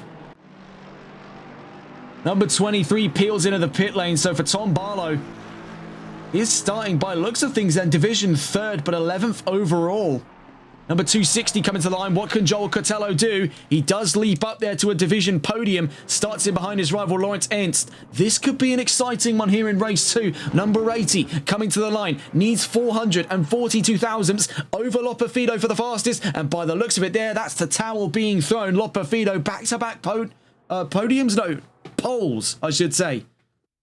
Technically, yes. If you want to be pedantic, yes, it is a back-to-back podium. That Freudian slip isn't necessarily incorrect, but what we're trying to say is back-to-back poles there for the 44. Let's see what O'Doney can do. Needs a single 1,000th there on Perez for the open class pole position. Down across the line, can he do it? Not this time around. That may very well be one of the closest division-ranked podium and pole positions, I should say, between two drivers I've ever seen there. Kevin Perez from Eduardo O'Doney, 1,000th of a second between the Ferrari and the Porsche. Speaking of Perez, we see him here down through the RACC chicane. Behind him, Simon Smith and Daniel Richards. Then behind them, the number 38. Coming down to the line. Perez goes up to 6th and ahead of Wells. With Smith across the line, 9th at the end of that session. Pole positions by class then. Lopafido in the pros. Kane in the silvers. Perez in the opens. And then in the bronzes, Ryan Castle. I mean, what a qualifying session there. We thought the first one was a treat to behold. This was absolutely different gravy. We'll get a full look at that grid in a moment's time then. As we mentioned in the news article before, of course, two of our major wads of news have come from the World Rally Championship, which will be going back to Great Britain next year with the arrival of Rally Scotland. It'll also be the first time in about 30 or so years we've seen World Rally activity in Scotland. It's going to be quite exciting to see where that goes. The first British rally on the WRC calendar for 7 years. And of course, as we mentioned in the last wad of news, of course, news for Formula One, as both of the rounds in the Middle East in the early parts of the championship have been cancelled, that being the Bahrain Grand Prix and Saudi Arabian Grand Prix, until further notice, with no current replacements having been announced. Is it perhaps too late for them to find replacements here for the month of April? And it could get very dry then for Formula One for the run into the summer and spring months.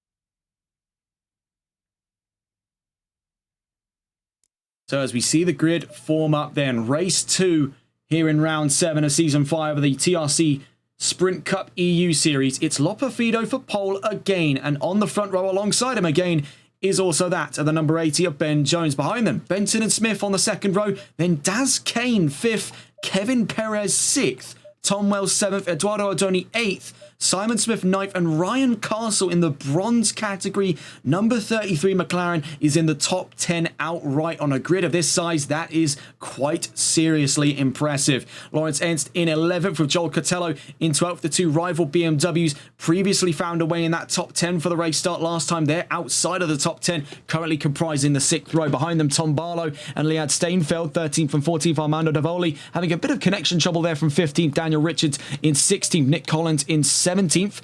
As it stands there alongside him, Adrian Jimenez in the number 28. Aston Martin in 18th place.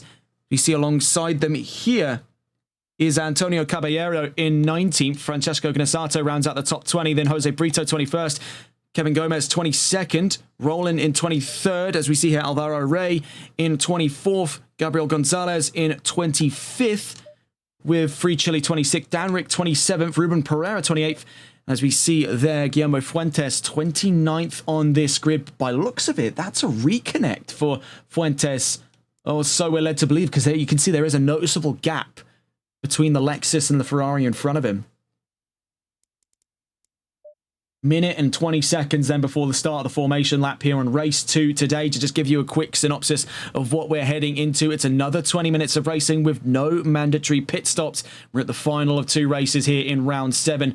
Next round coming up then next week is going to be the final stop of the series, and I think we're still far from over in crowning any champions today, so we'll give it until Valencia to give any concrete announcements on that. Of course, we will be trying to interview every champion of this series, of this season, I should say, coming in to next week as part of an upcoming interview panel. We'll wait and see how well that's going to work out, as we do still have a rough scope of who could be among their ranks. We'll wait to see, though. Taking a look on this grid, 30-second warning coming up right about now. So we're on board with Lopefido, who once again will pull away from the rest of the grid here to start that formation lap. You can see again a swarm of Mustangs backing up onto him. It's going to be very curious to see how all of this unfolds. We do see, by the looks of it, they're starting... Is that from the pit lane, the 251? It shows there, or is that perhaps a reconnect for the 251? Not 100% sure. We'll stay on board, though. Simone Lopefido to take us away on this grid. The number 44 once again leading the charge. Daz Kane is starting from the pit, so amidst a resounding division pole in the silvers, Daz Kane now starts from the pit lane. Not entirely sure what's happened for the 252, but that's got to be gut-wrenching for him there, because that was set to be a fantastic position for him to start from. He would have been in the chances to fight in an overall top 5, even though he's already secured away that early lead of division. It's all come asunder on the starting grid for race 2.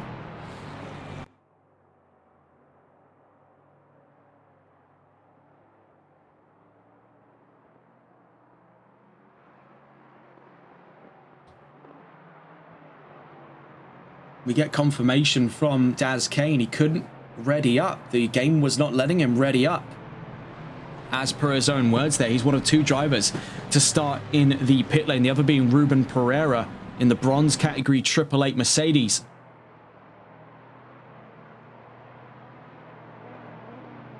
We see there very enthusiastic tyre warming strategy, mirroring the same as what we saw from Lyndon Hill not too long ago. Actually, speaking of Hill, this is a great question. Where did Hill go? That's a fantastic... I've only just realised this. Where did Lyndon Hill actually go? I'm not entirely sure. Oh, there's that disconnect. Yes, no, I remember now.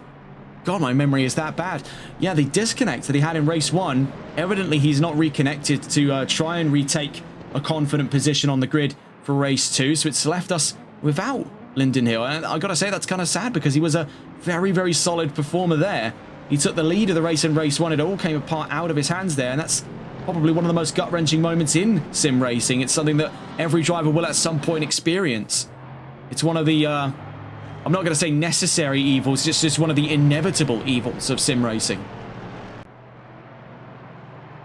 Out through Kamsa, turn 9. On the back straight here.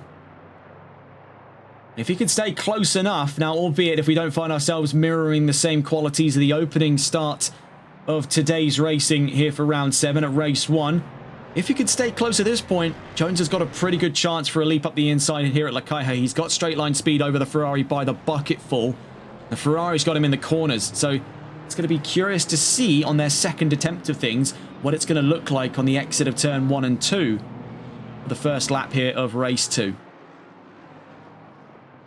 Now, hopefully, unlike race 1, we're not going to have any confusion in regards to our timing equipment wanting to play nice today. Let's hope that that doesn't happen. But on the run in towards Eurocar and the RACC chicane, we're on with Lopafido. And you can see up in front, I believe holding both his pedals there to try and generate some core heat out of the brakes and of the tyres, is that of Ben Jones, last race's race winner here in round 7. Jones taking his maiden win, is looking to possibly run things back here for back-to-back victories. Not the first time we've seen it historically here on TRTN. Let's see how it unfolds in race 2, running down to the line. Then the last of 2 races here for round 7 for season 5 of the TRC GT3 Sprint Cup EU Series. Down to the line we go then here in Barcelona. The last of 2 races today, with 29 cars in all, 2 from the pit lane. We're green and racing. Finally, the timing equipment wants to work this time around here in Barcelona. And as we see it, a great start once again by Jones. Straight line speed by the bucketful, as we mentioned before, for the Fords. And swamped in on his second go around of things is the 44. But backing off in a turn 1, he accidentally backs in to the Nissan. Right up alongside in a big squeeze between himself and Tom Wells. Down through turn 1 and 2. We see Justin Benton had some trouble on exit of turn 2. As we make our way round Renault corner, Lopafido is back on the inside. What a start then to the 44. He looks to possibly have his way on the inside of Eric Smith. Goes to dive there onto the inside line. Smith having none of it. Benton still around the outside here on the run down towards the Seat corner. Could eye his way to the inside, but he's just cut off there. Squeezed away from the opportunity for a counter-attack. Yellow flags out behind as it's bedlam at Repsol. Let's get a look down the order here. We see among the drivers is Collins in the 333 Courts out.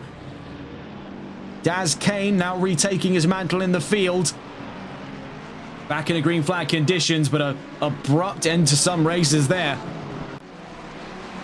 We see here with Tom Wells on the exit of Kamsa. You can see up in front the swarm of steel that comprises the rest of that top 5. Leading the charge then is Jones ahead of Smith. We see Lopafido leaping for the inside at Lokaja. What a view we had from the Nissan's point of view in through turn 12. What a leap indeed for the 44. Now retakes position amongst the podium here. We see side-by-side action between Smith and Benton into the RACC chicane. Tom Wells sneaks his way through in the Nissan, and we see trouble there. Turned around is Benton. We see the entire swarm of the grid trying to work their way around. But as we saw, actually having to come to a complete stop in front of the nose of that number 12 was Daniel Richards. That's what causes him to fall there down to 15th in the 450. We see here in the case of Daniel Richards, up in front of him, Jimenez versus Caballero for 13th. McLaren and Aston Martin going down through to turn 1. The Aston running wide, so there's an opportunity here for an attack from Richards. We see him close the gap down very, very quickly down through Renault corner at turn 3. He's up the inside and back into the fight almost immediately. Great hustle so far then from Richards, albeit definitely not the situation he wanted to find himself in so early here in this race. Taking a look then on the wider field, Jones from Loperfido, Smith, Wells, and Perez in the top 5. So it's worth pointing out here, Perez right up ahead of Simon Smith, a previous race winner here in silver, going toe-to-toe with Joel Cotello. Behind them, Devol, my God! What on earth have I just witnessed here? We get on board with Armando Devoli, and the man is being crucified on the exit of Seat. What on earth has happened there? We go down to see what happened to Armando Devoli. We see in the trailing end of it, he's been turned around down at Seat. And, oh, that's a big hit. Daz Kane, that was the 252. And right alongside him, Jose Brito in the 24. That was quite brutal. Tom Barlow then to 8th place. Ryan Castle now takes the lead of the bronzes in the number 33. As it stands then, your division leaders in pro, Ben Jones in open, Kevin Perez in silver, Simon Smith, and in bronze is Ryan Castle. Bear in mind, all of your class leaders inside of that top 10. After what has been a very bizarre 4 minutes to open race 2, the 252 and the 45, that's Daz Kane and Armando Devoli are both emergency tows to the pit lane, so that could be their race over here with 4 minutes in. Insurmountable damages given their impact on the exit of Seat corner. We see just tucked in behind Castle at the back of that top 10, Lawrence Ernst hunting him down in the 14. It's worth keeping an eye on these two fights in front though, Perez v Wells and Cotello v Smith. This could be an exciting one as fighting has all but dissipated for the time being on the podium. That's not to say it won't pick back up. We're just heading in to the opening 5 minutes of racing.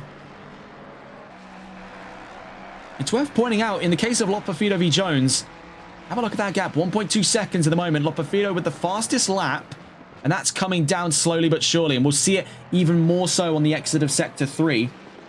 In an area where Loperfido has such this great degree of confidence in the Ferrari, you can see how it's far more nimble when it comes to corner-to-corner performance up against the Ford. That's not to say that the Ford is a slouch by any means of the imagination. We see further down the order here, which looked like trouble as the driver dropped way down the order. Yes, it was. I believe as it stood there, that's Filiad Steinfeld in the number 8. We see up in front, looks like trouble. We see here Alvaro Rey. And that's the 450 of Daniel Richards as well. So that's the 450 that dropped down through the order quite a ways there. Up in front of him, the BMW of, by looks of it, that's Francesco Gnessato. So the number 450 really waylaid away from the rest of that field. Meanwhile, we see now up 4 tenths in the last time we saw them is Loperfido against Jones. Now within 8 tenths of a second, that comes down to 7 tenths of a second as we make our way into Repsol corner. These two could very well go at it for the lead just before the halfway of race 2. Speaking of going at it for position, we see here Perez is catching Wells at a fast rate of knots for control of 4th place. Bear in mind, he's already got the leader division in the opens. This is all for the love of the game. It's about the satisfaction. And that is what he's going to be trying to wring out here of that fight for 4th place in that 97. Taking a look back in with the leading pair, you can see just how close it has now come between the pair on the exit of Campsite at turn 9. Let's go to catch in on board then with these two up at the front of the field. Simone Loperfido we're on with in his fight for the lead up against Ben Jones.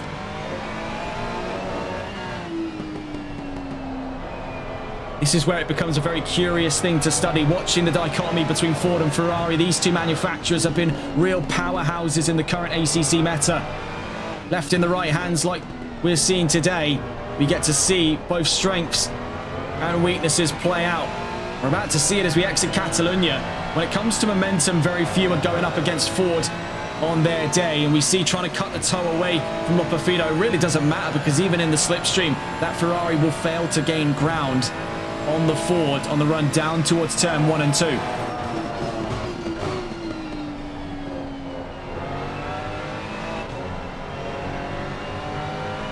Out through Elf. Also, just quickly taking a look down the field here for a possible leap up the inside. We just see the trailing end of it as looking for a switchback is Tom Wells around the outside on Perez. What a move from the pair. These two properly going elbows out for control of that 4th place spot. Meanwhile, looking up the order, just quickly seeing things on the exit of Repsol into Seat. Lopafido is very much so in battling distance over Ben Jones in the lead of this race. The Ford took up the helm of an early doors lead with the Ferrari being swamped in on the race start, but this is the real bread and butter of the 296. It's that mid-game performance that it's looking for. Moreover, when you want to talk late game, albeit in a 20-minute race, you'll still notice the effects of it start to creep in. When it comes to going the extra mile on the same set of tyres, the Ferrari can withstand a lot more punishment than the Ford in front of it.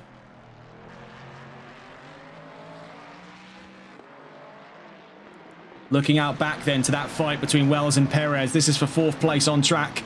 Perez holds off on a move to the inside of Lakaiha. Number 1. Oh, it's contact. And then it returns into even more contact between Perez and Wells. Wells forced to take the rallycross line. That is actually the rallycross line, by the way. I'm not even kidding. There is a rallycross track here in Sector 3. Albeit he is taking the course in reverse. Very real thing. Don't believe me, go play Dirt Rally 2.0. They have the track there. World Rallycross Championship also competed here in Barcelona. Tucked in behind, we see Barlow getting much closer now to Perez. We could be seeing 2 generations of Ferrari midship super go head-to-head here for control of the opens. Meanwhile, looking up front, Ferrari is clashing their heads with Ford to go for the lead of this race.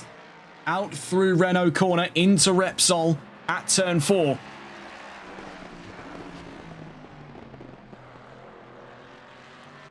As it stands, as we hit that halfway then, we do have, I think they just had the look of it, the yellow flag, yes, for the 1-2-4.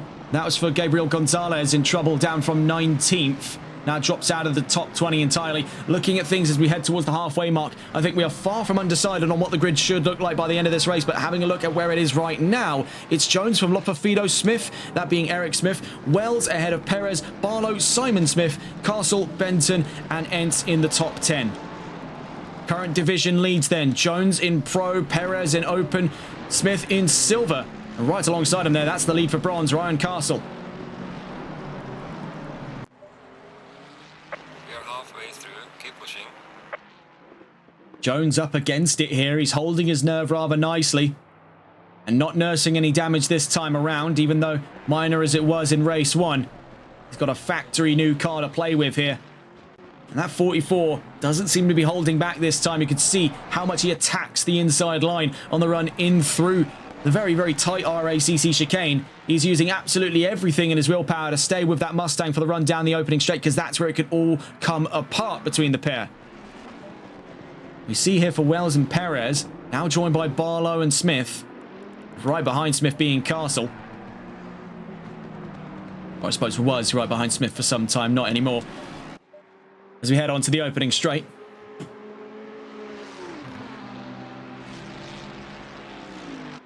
You see the 488 doesn't find itself falling into the same kind of shortcomings as the 296. This car does actually have a decent bit of top end, but you can see it takes a lot of wrestling to get the performance necessary out of the car. As evidenced there, Perez big front end lockup into turn 1. Looking in with that leading pair, you can see they're almost pushing each other through corners now. Lopafido and Jones could very well be going side by side in a moment's notice, so we will be keeping a very close eye on that situation as we watch in here the battle amongst 2 generations of Ferrari. The 488 meets the 296. The last of the V8s up against the first of the V6s.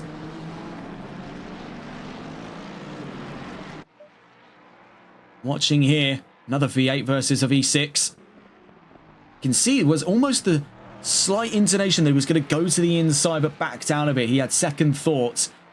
That was enough to rattle the 80 just ever so slightly to diving to the inside early at Lakaiha. So looking from 11th to 20th at the moment, Castle, Caballero, Richards, Jimenez, Gnesato, Steinfeld, Fricheli, Rick, Roland and Ray.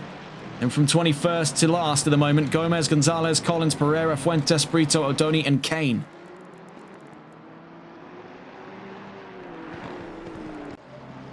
Looking here, Entz versus Cotello. This could be one for Division second as it stands for the Silvers.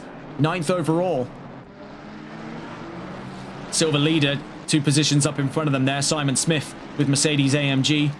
Looking out back, we see Steinfeld versus Gnasato. We see, oh, up in front of them there. That's trouble for Jimenez in the number 28. Adrian Jimenez ran into some trouble at turn 11 and 12. Was out wide, drops in behind now.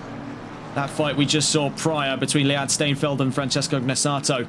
Looking in with Perez versus Wells, and also with Jones and Lopafido, the 2 primary fights of that top 10. Moreover, of that top 5, actually. We want to go top 10. We've also got fighting here for Benton v Smith, which we now see has come to a head with Benton ahead of Smith just before the run into Repsol.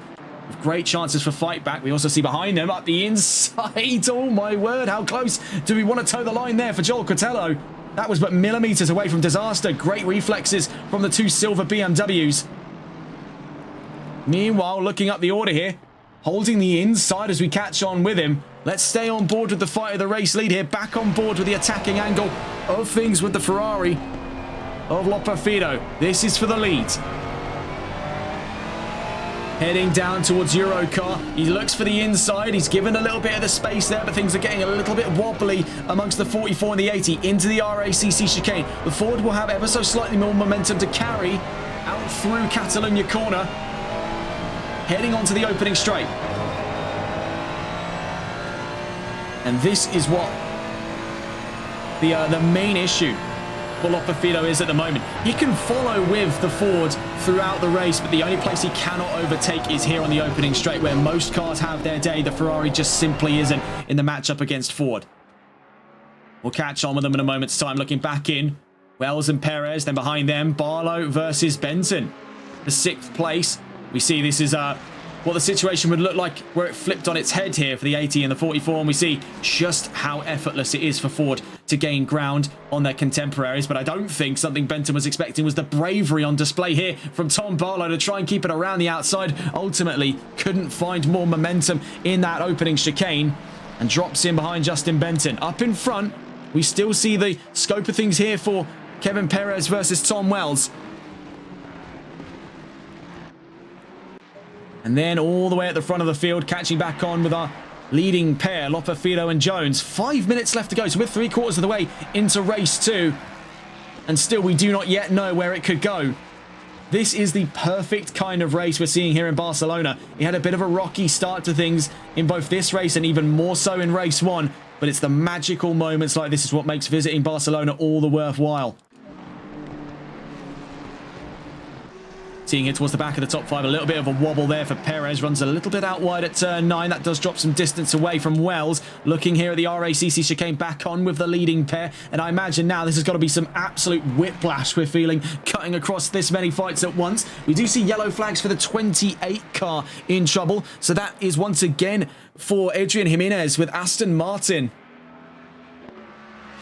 Down the opening straight, still no ground found there for Lopafido. We see they're running out wide, goes Perez. So here goes Benton, looking to go up and around the outside. Has to tuck back in for things just behind Perez on the exit of the RACC chicane. But he's got him right where he wants him now. He's in the iron sights of that Mustang as we enter the opening straight on the exit of turn 16. Down towards the line we go.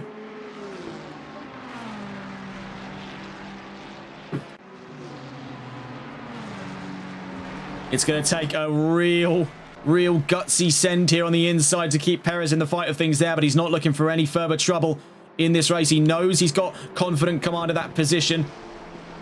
And now he's got to focus his efforts on holding that ground, because as we see, tucked in behind Benton, all the meanwhile, is now revealed to be that of Tom Barlow. This could be the fight for a division lead in the Opens. 2 Ferraris head-to-head, 2 generations of their midship supers. Meanwhile, up the road here, Benton and Wells possibly to go head-to-head for a fight of 4th. And this is for position in division. I'm going to hand it here to Benton. He has really clawed things back in this race. I still think we're far from over in the scope of it for the race lead. We see a little bit of a wide send on the exit of turn 10 at La Caja. Turn through 11 and 12 now for Lopafido and Jones as they approach the penultimate lap of racing here in race 2. It is still far from over for these two. Super close in the closing act of round 7. Meanwhile, for Benton v. Wells, Perez and Barlow behind. This is an absolute treat. I mean, a real treat on the eyes. A treat for viewership as well, because you can see 3 fights in the top 10. It's like Christmas come early. You see here Perez, dare I say, it's looking for the inside. Oh my word, it's contact between himself and Benton. Benton forced to cut the exit of the RACC chicane, rejoins in front of Perez, but Perez has got the run. On the exit of turn 16, Wells runs a little bit out wide, takes some gravel with him.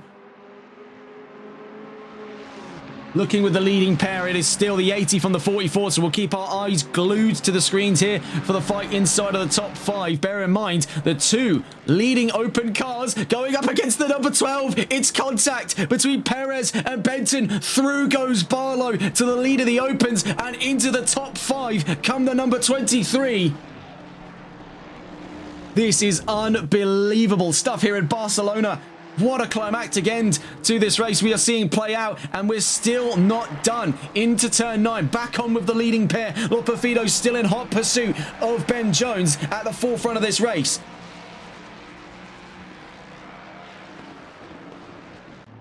Heading into Lakaja, super late on the brakes now. You can really see how quickly he's been able to pick up on these cues with the number 80. Attacking him where he's at his most vulnerable, exiting turn 12, possibly to the run of Eurocar at turn 13. That could have been a send on the inside, but he knew the Mustang was never going to allow that to happen. Into the RACC chicane, we see that difference in line. What is the Ferrari trying to carry? It's trying to give itself as much of a running start here onto the opening straight for the final lap. Watching here, Benton possibly to try and go around the outside, but squeezed out of it by Lawrence Ernst, who's now behind Joel Cotello. Leading the Silvers is Simon Smith. Watching here, Ben Jones in the lead. Right behind him is Loperfido. Up in front of him there. Looks to be, and has moved out of the way. So no imminent threat there. Into the wall is the 28. I believe that is still Adrian Jimenez. Yes, it is with the Aston Martin. We watch here with the leading pair. Loperfido fighting with Jones to the line here. In through Repsol, we're going to stay on board with the Ferrari. This may very well be one of the closest finishes of the season. See, covering off the inside, but he's left himself vulnerable on the exit. He needs to pray now. 8 cylinders can outweigh 6 on the run into Sector 2 for the last time here on the final lap of race 2 of round 7. Out through the earth curve, both of them getting a bit of a rocky exit of things. In through turn 8, now to turn 9. It's all or nothing for Loperfido. He has to attack in Sector 3, or this is all for naught, and it'll only be second place for him. You can see trying to stick his way to the inside, but covered off from the number 80. In through turn 10, now to turn 11. Turn 12, just around the corner. The Ferrari has got to think of something, and it's got to think of it fast. Heading in through to Eurocar. Could he be eyeing his way to the inside? Not this time around. Now on the exit of the RACC chicane. Coming down to the line, it'll be Ben Jones. By looks of things here for the race win on the second go around of things here in Barcelona as we hit the checkered flag in brutal fashion. What a fight these two shared. But it's Ben Jones. Back-to-back wins on debut. Loperfido in a reluctant second, but he fought valiantly every step of the way. Eric Smith on another podium appearance. Great stuff today from the 555. Tom Wells coming to the line here. Sees 4th place for Nissan. Great hustle today. Right behind him then, Tom Barlow wins in the Opens. As amidst all of that chaos there of that incident with Benson, Perez drops down a division second, 10th at the end of this race. Simon Smith collects another silver win. And then for the bronzes, it's Ryan Castle in the 33. What a race we've had here. A follow-up act of the ages here in Barcelona. We just saw in the background as well. Real animosity between Perez and Benton down through to turn 1. Justin Benton, you can see there, was hit from behind by Perez on the end of that race there. He was not pleased with how things unfolded. What an end to this race though. Unmistakable fighting glory here in Barcelona.